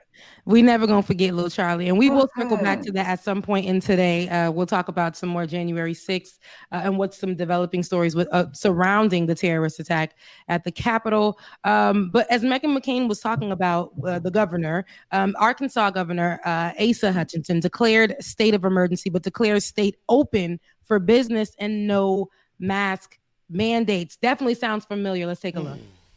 We are in a public health emergency, and for that reason, I am reinstating the statewide public health emergency as of today. There will be no statewide mask mandate imposed by me There's no discussion about restrictions on business, mandates on businesses. We are wide open in Arkansas. We're going to be doing business in Arkansas. We have to live with the threat of the virus. Help me, Queen, help me to understand. How does the word emergency come out of his mouth? That we're in an emergency situation, a health crisis, but you ain't mandating no mask.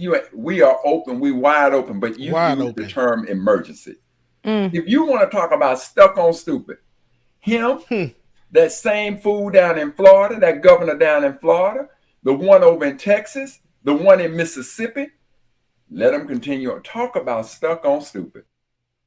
That's all it is. I mean, these people, there's nothing.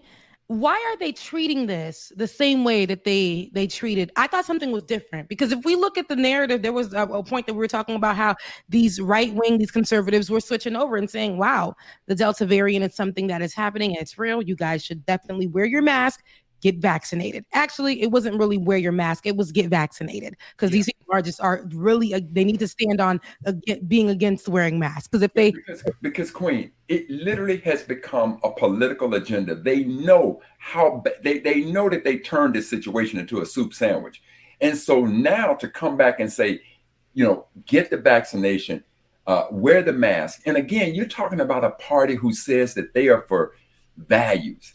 You're not even valuing human life. Right. And the only reason you're not doing it, again, they turn this thing into a soup sandwich. And if they come back and promote the vaccine, they promote masks, it just shines a big light on negative 45 and that entire Republican Party on how bad they messed this up.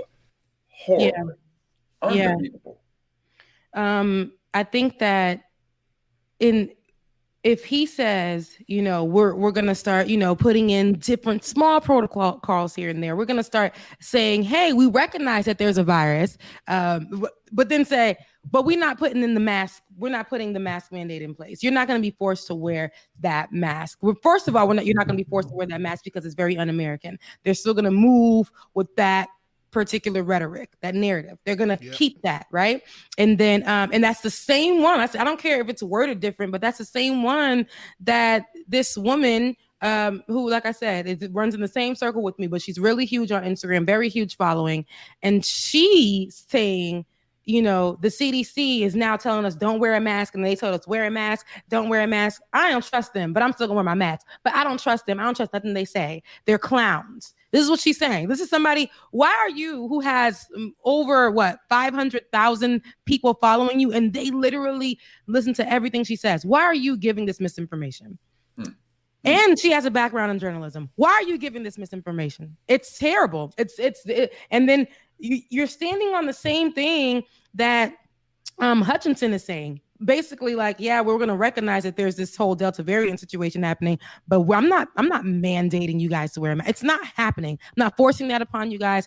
We're going to still keep these streets open. Money over y'all lives, okay? I need y'all to know that. That's how American I am. Yep. Money over your life, okay? Capitalism wins every single time. We're going to definitely keep doing that. And I bet you my bottom dollar that it's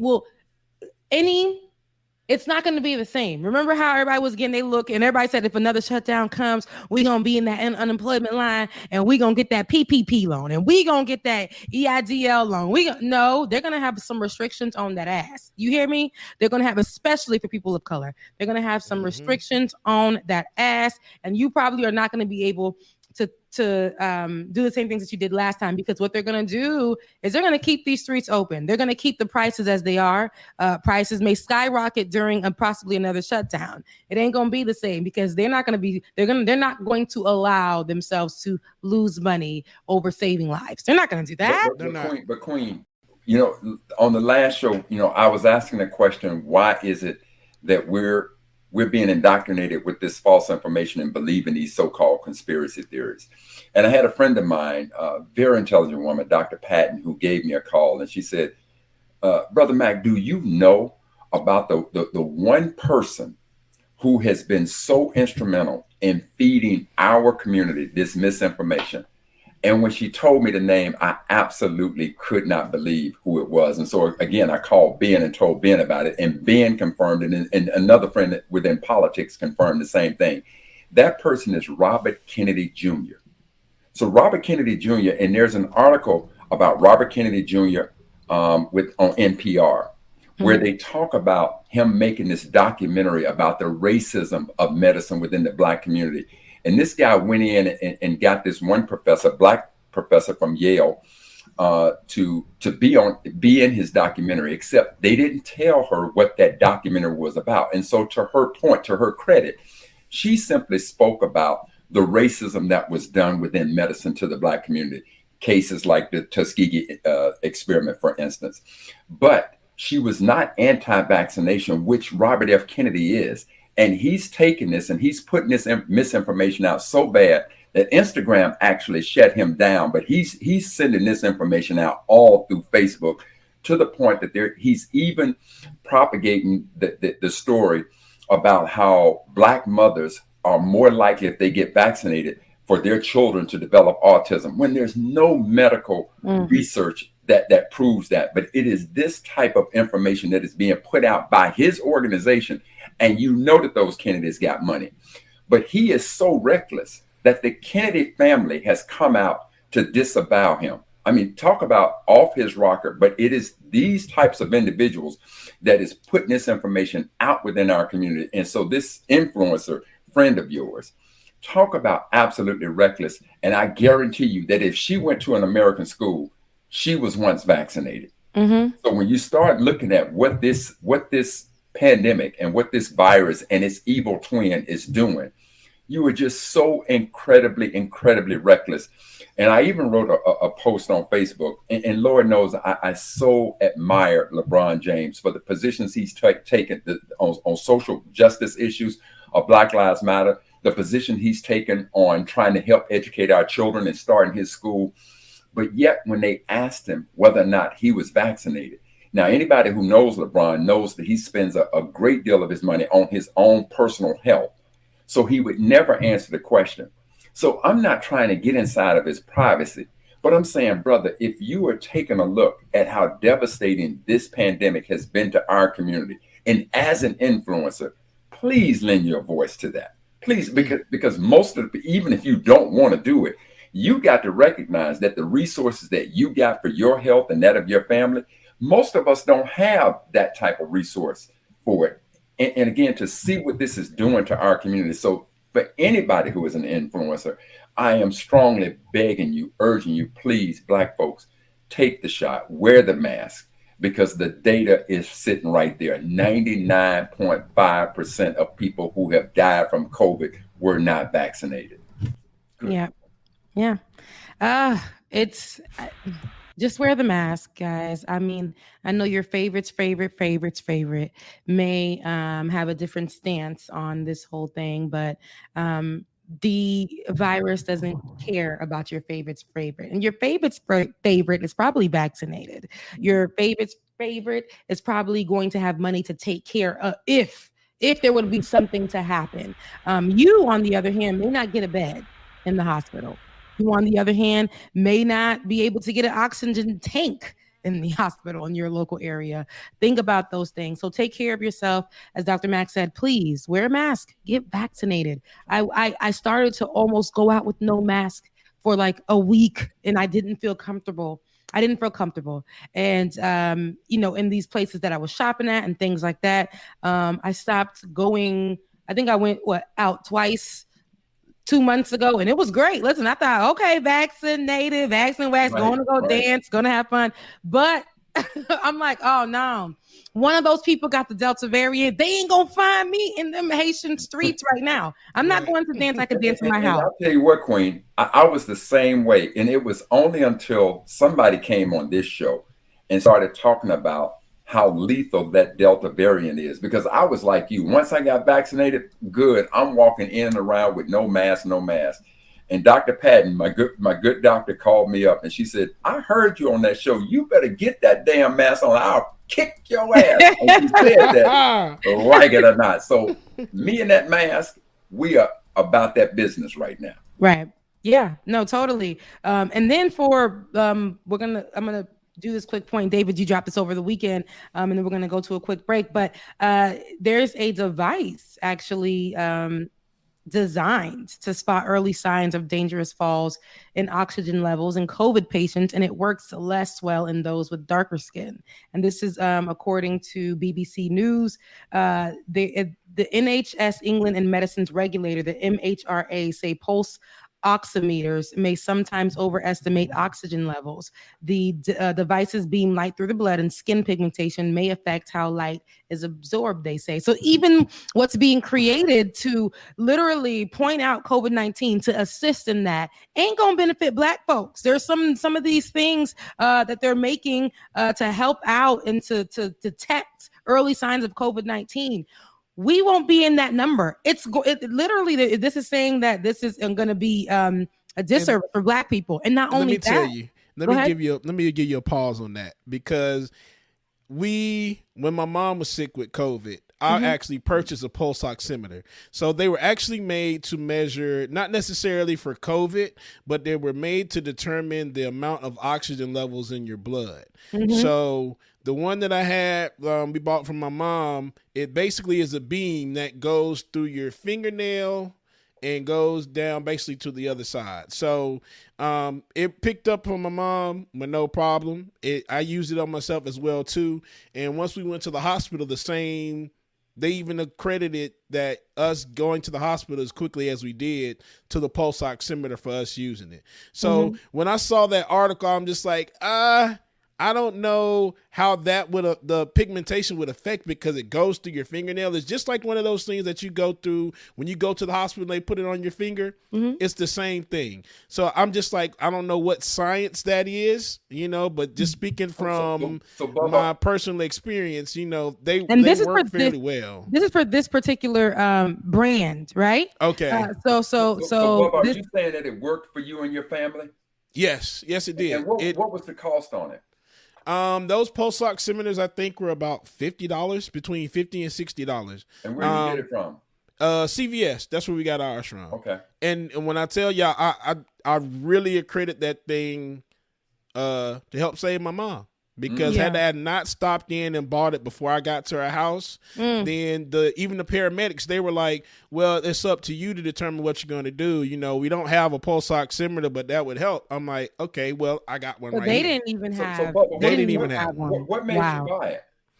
I was researching a lot of stuff because I was worried about mom, really worried about mom. It's New Year's Day, mom's sick, so I got to find out what's going on. So I'm doing research and just trying to find out what's going on. And I ran across a page. It was a Black doctor talking about the experience with COVID and things that we could try to do to assist it or find out what's going on. So once I saw that she had purchased a pulse oximeter, I'm like, well, let me see if I can go try to find one. And once I got there to go get it, pay that $60, and I'm like, all right, let's see if this works. We'll take it back to mom and see what's going on. And like I said, I'm glad I did. It showed that her oxygen levels were at 80%, I think it was. I know it was under 90, and it should always be 91 or 92 and above. So we already knew, okay, yeah, it's time to go to the doctor. And like I said, the paramedics didn't even have one. And when y'all went in, they diagnosed her with COVID? Yeah, they did. COVID pneumonia, actually. Wow. So pneumonia. Yeah. And, once you have that COVID pneumonia, that's when you start getting into the realms if they want to put you on a ventilator. Yeah, it was a hell of a 3-4 days. So, it's interesting. It's just how, this particular same thing that is being reported by the BBC, or same device, right? Different brand, but same device is being reported by BBC, is working for some, right? Because that saved your mother's life. That helped you, because not even the professionals had that handy. And then here they're reporting that this isn't even something, this could possibly be something that is showing false results for people of color. And, so I think like you did your research, you got what you needed, and you got it for your mother, and it definitely helped you, especially in probably saving her life. Yes. Bubba, the shouts out to Mama Gwen. Yeah, really great son. who loves you and wants you to be right here. Okay. But this conversation does bring about, though, there are disparities when it comes to COVID-19 and the race of people, like Black folks and white folks. And, they're still doing the sciences, but the science behind this one was out of BBC, and they were saying that it's showing results. It's showing results. Just like when Johnson & Johnson came out, it was showing results, and particularly women who were a certain age and blood clotting there. It didn't need to be one, or it didn't need to be just one, or it just one was enough, right? For them to start saying, okay, 1, 2, 3 people, 3 women, let's pull this off, because this is affecting women. So the same thing with these. If there's any devices that are meant to help for COVID-19, but that are showing disparities for certain people, certain demographics, it needs to be pulled, because we need to make sure that we don't have things that are going to possibly be an issue that are meant to help when that will possibly be an issue. We got already so much going on surrounding COVID-19. People ain't even listening. Okay. We got state leaders that ain't doing what needs to be done because they believe money over your life. Anywho, wear your mask, get vaccinated. We're going to take a quick break. Right after this, we're going to be talking some more January 6th BS. Okay. So we'll be right back with more Like It or Not after this. Oh my gosh, man. That's a bin track. I should have known, right, David? All right, y'all, make sure y'all stay tuned. We got more Like It or Not coming up next. And man, when I tell you my equipment wants to act stupid today for some reason, on the new MacBook, I ain't got time for this. I don't have time for this. But it's okay. We make sure you stay tuned, y'all. Good morning, Brother Bryce. Good morning, Latif, Seven Sweetheart. Good morning, y'all. Shout out to all the fam.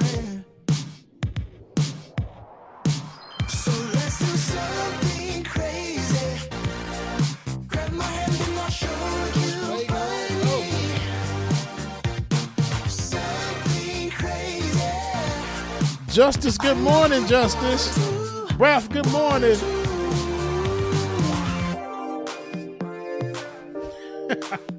Hey, Chuck, don't break anything or say, remember, Like It or Not was not responsible for any broken dishes, plates, furniture, or anything else you might incur damages to while listening to DJ Susan. Thank you, Like It or Not. Jeremiah, it's okay, but this morning, for some reason, I don't know, my DJ program, and I think that's what it is, it's tweaking a little bit where now I can't sample any of my songs before I play them. It sounds really low.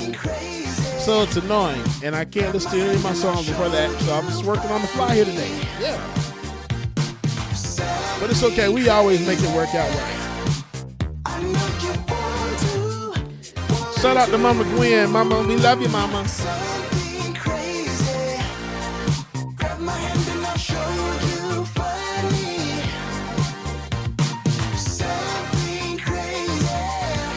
I think this one is a 32 gigabyte, if I'm not mistaken, Rosie.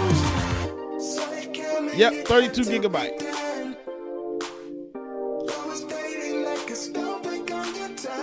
At this point, I'm ready to just go back to the old boy, but it's just like, man, with the old boy, I ain't gonna be able to hear anything either, and it's gonna look like crap, and it's gonna slow everything down. I'm just like, what?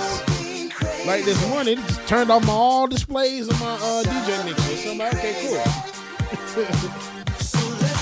Shay, I actually use Virtual DJ.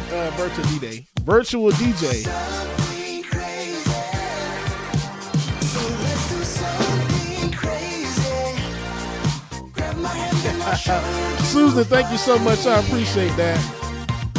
Ralph 1984, we'll see you tomorrow, man. Thank you so much for coming through.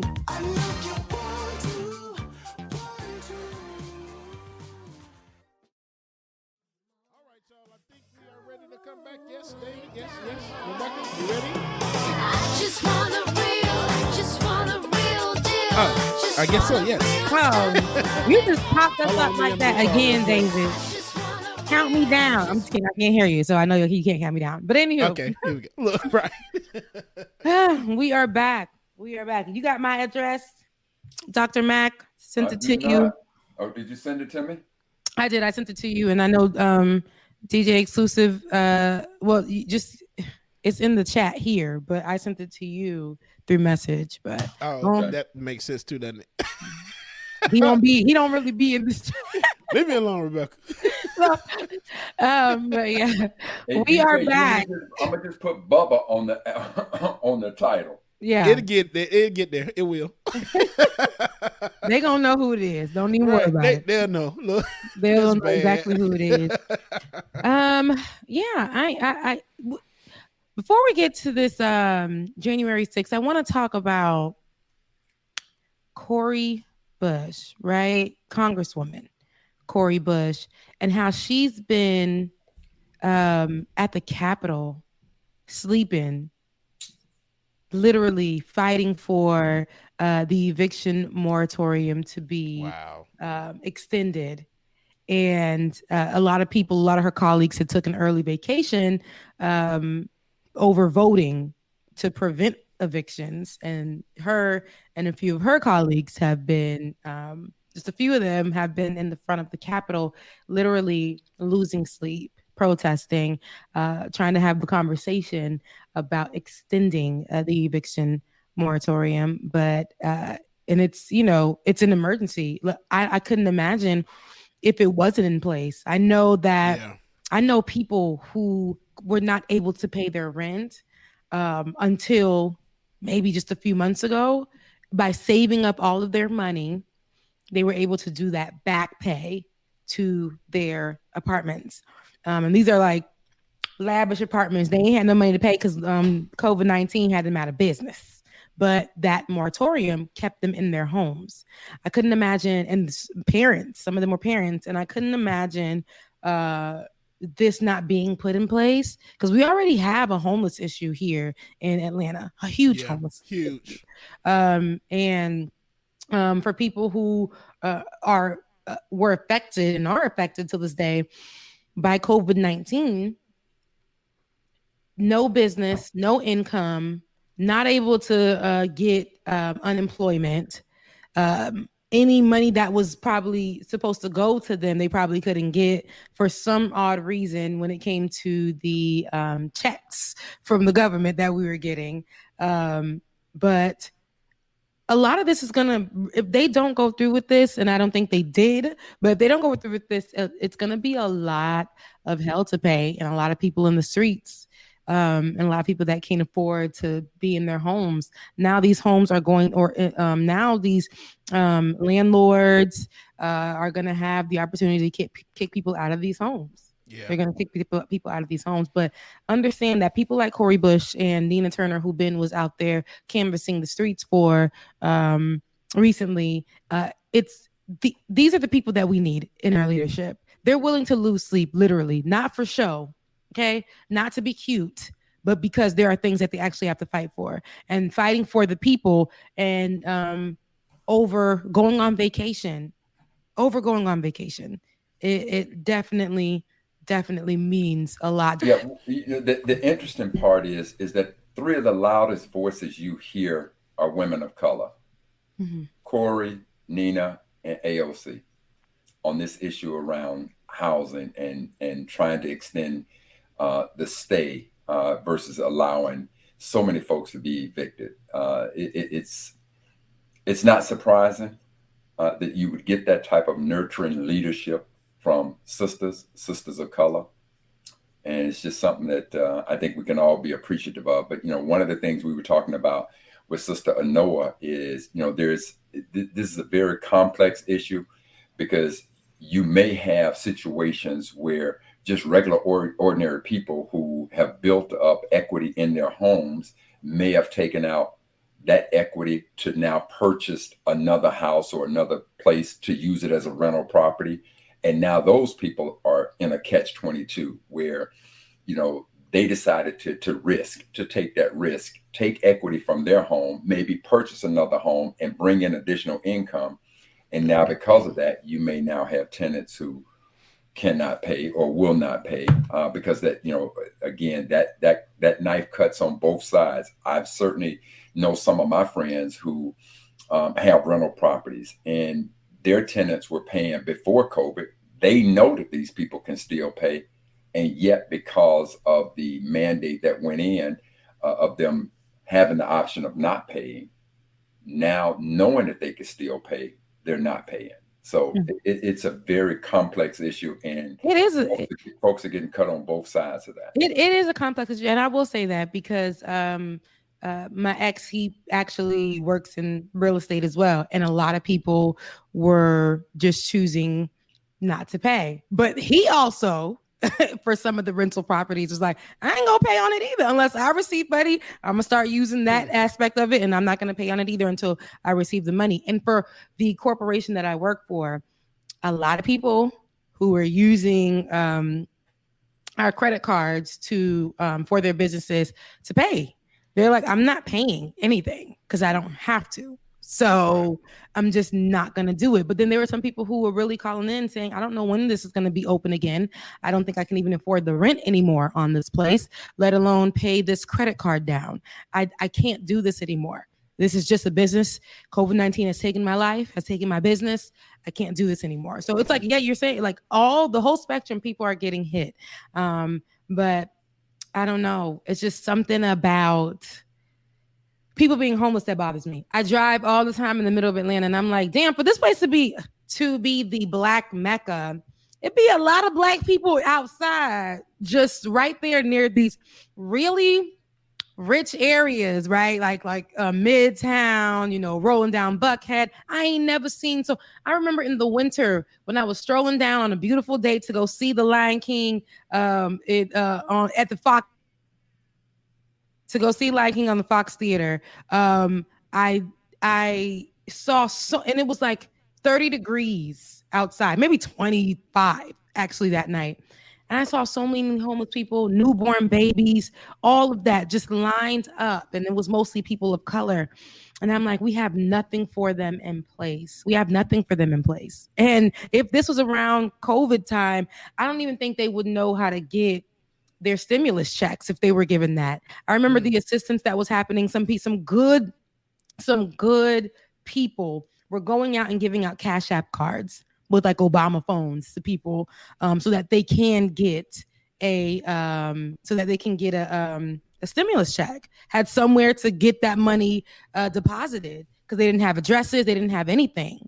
And so I mean, it's just heartbreaking. Just seeing people without homes or food really bothers my spirit, knowing that we can do something about it. I know my partner at the time, me and him used to butt heads on it because he was on the spectrum like, they not paying and they got the damn money. I don't give a damn. They're not paying. And I'm like, but you don't even know that. You don't know their situation. But we were on like both different parts arguing about it. But I do see it from both sides because somebody is going to get hurt.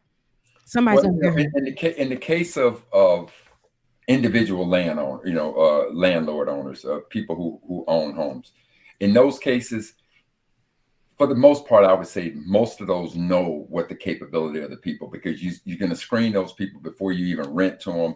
So you have some idea of who's capable of paying and who's not. But again, it is a very complex issue, and I certainly don't want to sound insensitive to those people who are absolutely in need.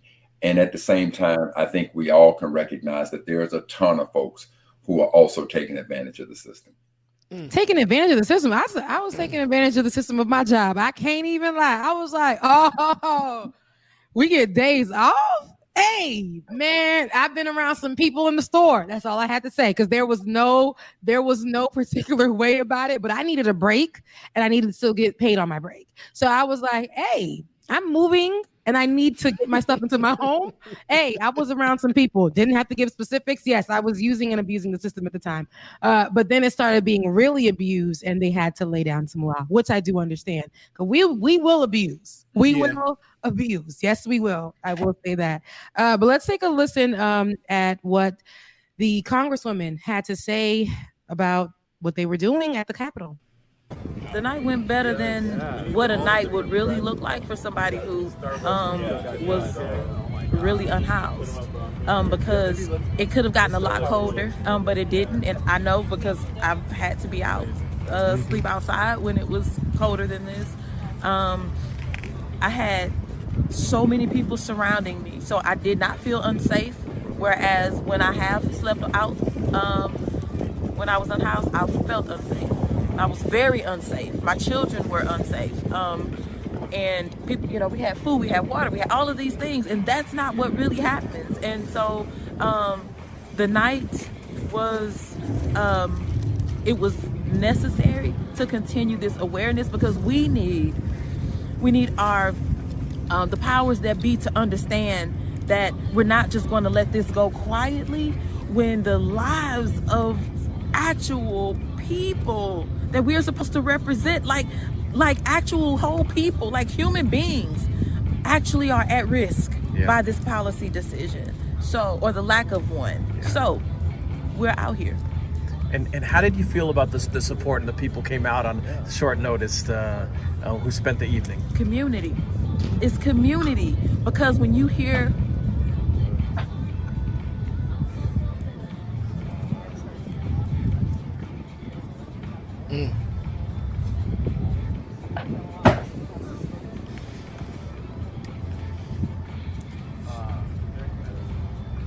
it's just triggering. But when you hear the cries of others, when you hear the suffering of others, we're already fighting a battle and losing a battle, because there are people who slept out last night, the night before. There are people who are already unhoused, and we don't have enough shelters. We don't have the safe housing for them right now. And that's a failure. That's another moral failure on our society. So when I watch that and I hear Congresswoman Cori Bush say that, I remember those days that I didn't have my own, right? I didn't, and I was sleeping on couches. I always tell y'all my story when I moved to New York. I didn't have my own. And I, would wake up to dog piss right in front of my bed and rats eating the food I was trying to save in my purse. And for me to even have a sense of some kind of home, I was in like an abusive relationship. It was just, all of that whole thing. Not to have your own is just like, just thinking about that is crazy. And to be on the streets and to be without and not to have access to stuff. I was blessed to have access to food stamps, right? Just that was something. I thought I would never in my life be on that.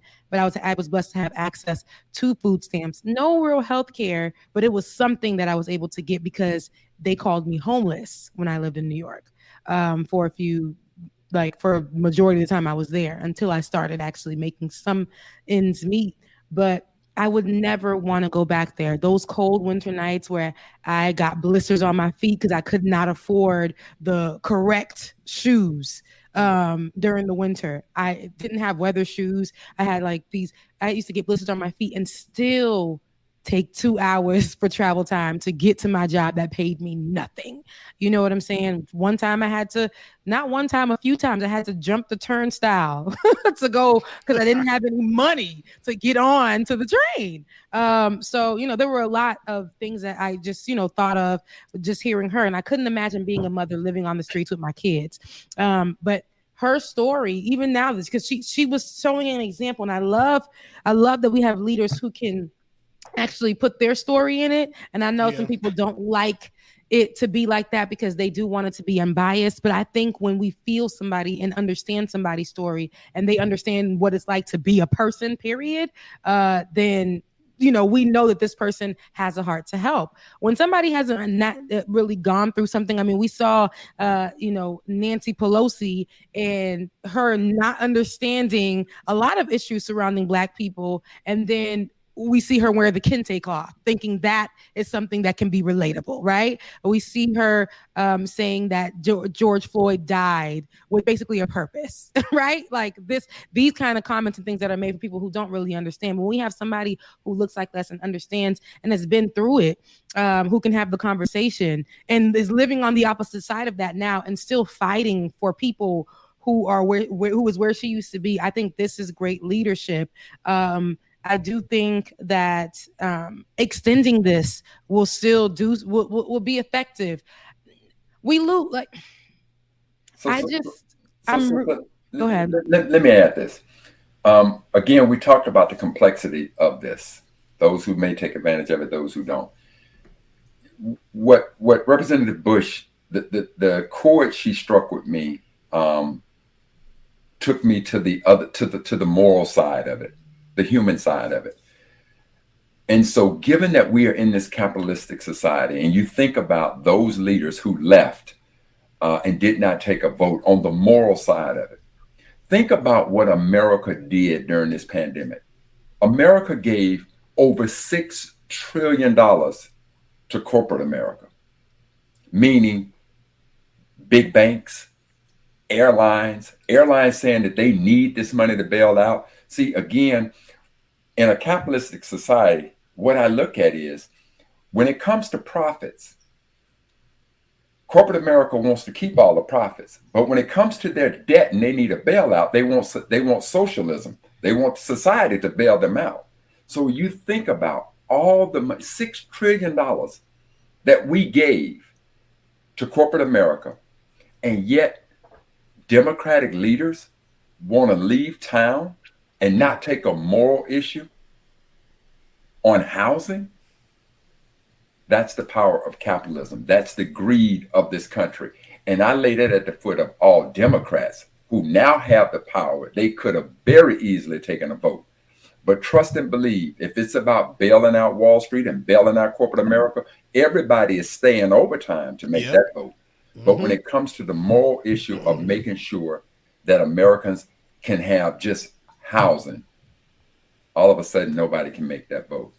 That's a perfect point. Unbelievably shameful, like it or not. That's a perfect point, actually. We saw instantly these programs. This is how I knew every time that's why I was taking advantage where I could in that part of the pandemic. If I can be honest with you, because we saw all those things that America said they couldn't do for a long time. We saw every single thing that they said they could not do done. The way that they came out to bail out corporate America and these businesses and these programs were created, and the way that they came out to vote on passing these, and people who could never get any of these programs were getting it. It just magically appeared. It just magically happened. The way that they said that we had to sit in these buildings to work, and they were just paying rent, just throwing away money on paying rent to house us in these buildings, these corporate buildings to work, right? Just like that. But then we figured out they didn't necessarily need us inside the building. We were able to actually work from home. The things that they told us we couldn't do at all. They didn't have no money, but then there was an emergency fund that came out of nowhere. It turns out they had this emergency fund every single year, and it hasn't been an emergency, but they just been sitting on this money that's supposed to be for these employees. Like all of these things that were just coming into coming out of the shadows. And, so we realized there are a lot of these things that can be done, and these people will vote on it. They will come, they will pull up, and they will give their time. These leaders will vote on those other things, that capitalistic thing, that thing that keeps the money flowing through America. I think our famed lyricist Tupac said they got money for wars, but no money to feed the poor. Right? Come on, somebody. Come on, somebody. That's a word. That's a word. You better quote that Tupac, Dr. Matt. You gotta like quote that Tupac. That's the old. I'm more than likely able to quote Luther Vandross, but every now and again the old man goes to the other side. Yeah, well, no, Tupac is definitely, I think, in your alley too. If he was alive today, he would. I can't remember cozy enough to nobody don't know Tupac. Anywho, you made a great point there, though. They will vote on things that help to continue to put money back in America's pockets, and actually to put people in debt, right? Because some people will be in forever debt, but these particular programs actually have all these forgiveness policies that are like really good. Like I'm talking really, really good. And a lot of people were able to be like, wow, guys, I cannot believe I was able to get on this. Yes, because they will do anything to feed people, right? That idea that, okay, here's this money, give it back to us. And we're gonna give it to you, but you give it back to us. But we won't feed you, we won't house you, we won't clothe you. You don't deserve. You do not deserve. And that is the problem with America today. That's one thing that I did do. And when I lived in, I told you guys, when I lived in New York, no housing, right? Was living literally in a room with 2 children and a dog that pissed on the floor every day. No housing. But they had this thing where if you're homeless, they would give you like insurance where it was like basic insurance, but you got some kind of insurance. You got an Obama phone, and you had some way to use your food stamp card. That wasn't much, but you can use it at the Whole Foods, right? But you still were not going to be housed. They refused. They refused to put you anywhere in any home. So you would see people on the streets with like Jordans on their feet or whatever, like but they refused. They would make them go and buy things at the stores and stuff like that, but they refused to give them housing. They refused to give them housing. So, and you had to be homeless. If you had some kind of home or if you had whatever, they wouldn't give you that insurance. They just wouldn't give it to you. But you had to be homeless for them to give you an insurance where it was all bad. But anywho, this is how America works. It's so damn backwards. We see, them trying to profit off of the vaccines and giving people the vaccines in other countries that could help people survive, right? Now America's like, nah, we ain't giving it up without a price, bruh. We ain't doing all that. It's just, we're so greedy. We're so greedy. And even though these women are leaders, their voices are pretty small.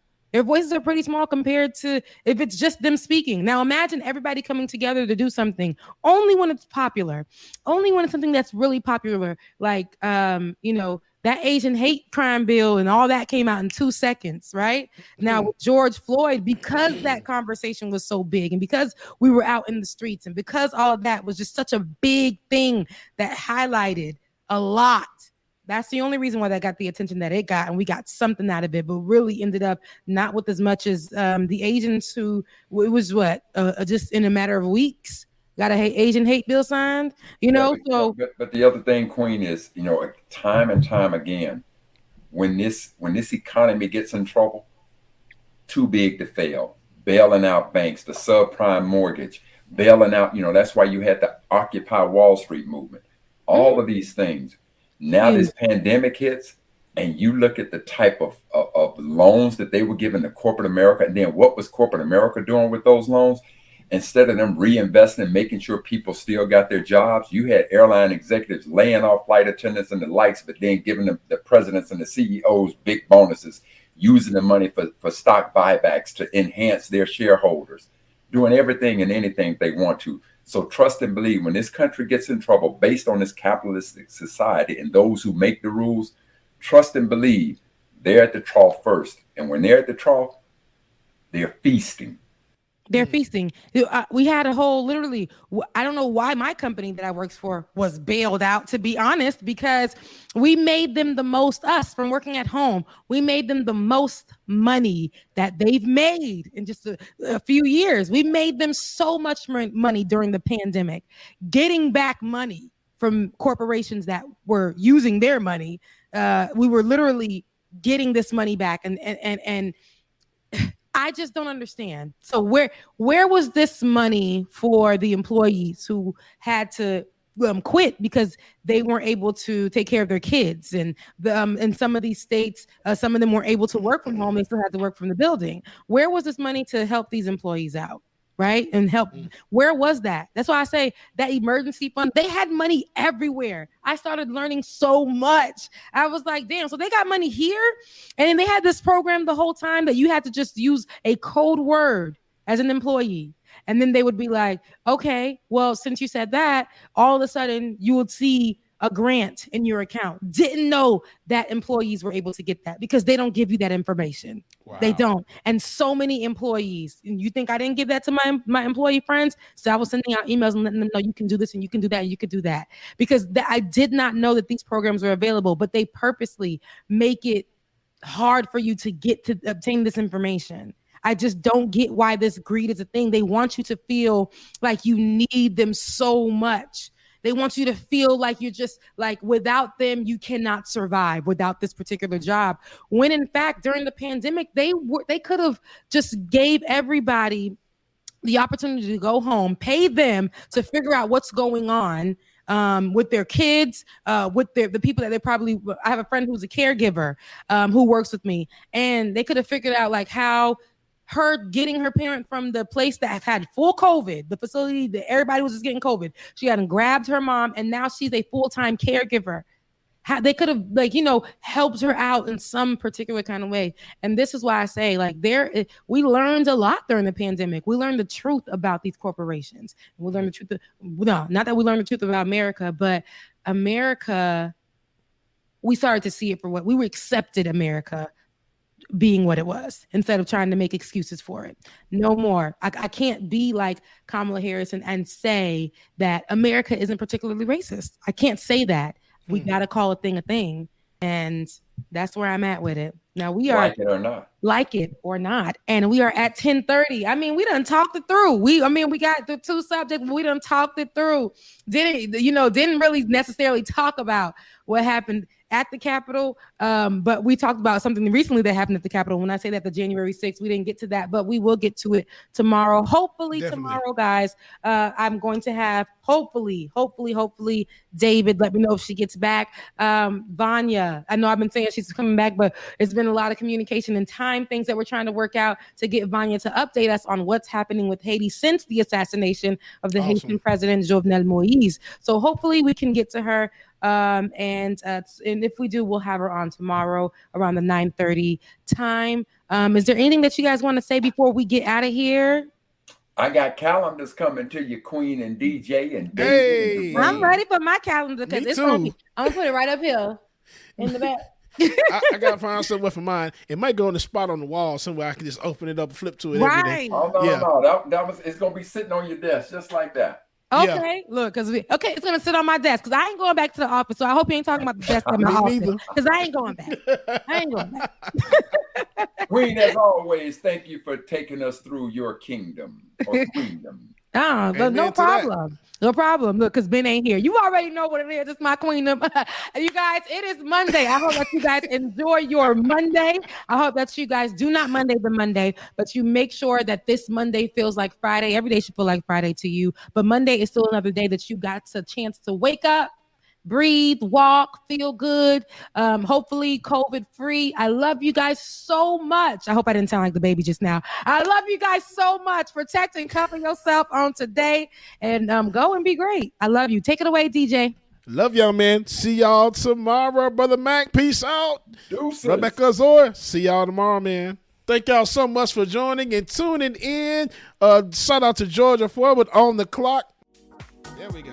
Shout out to everybody again for tuning in and taking this out, man. We'll have these issues worked out again tomorrow. All right, y'all. Thank y'all again. Shout out to everybody that tuned in. Georgia Ford on the clock again. Noah Chunga for joining us this morning. Dr. Mac for joining in, sitting in with us as well, too. And my sister, Miss Rebecca as well. We thank y'all so much. We'll see y'all tomorrow. Deuces.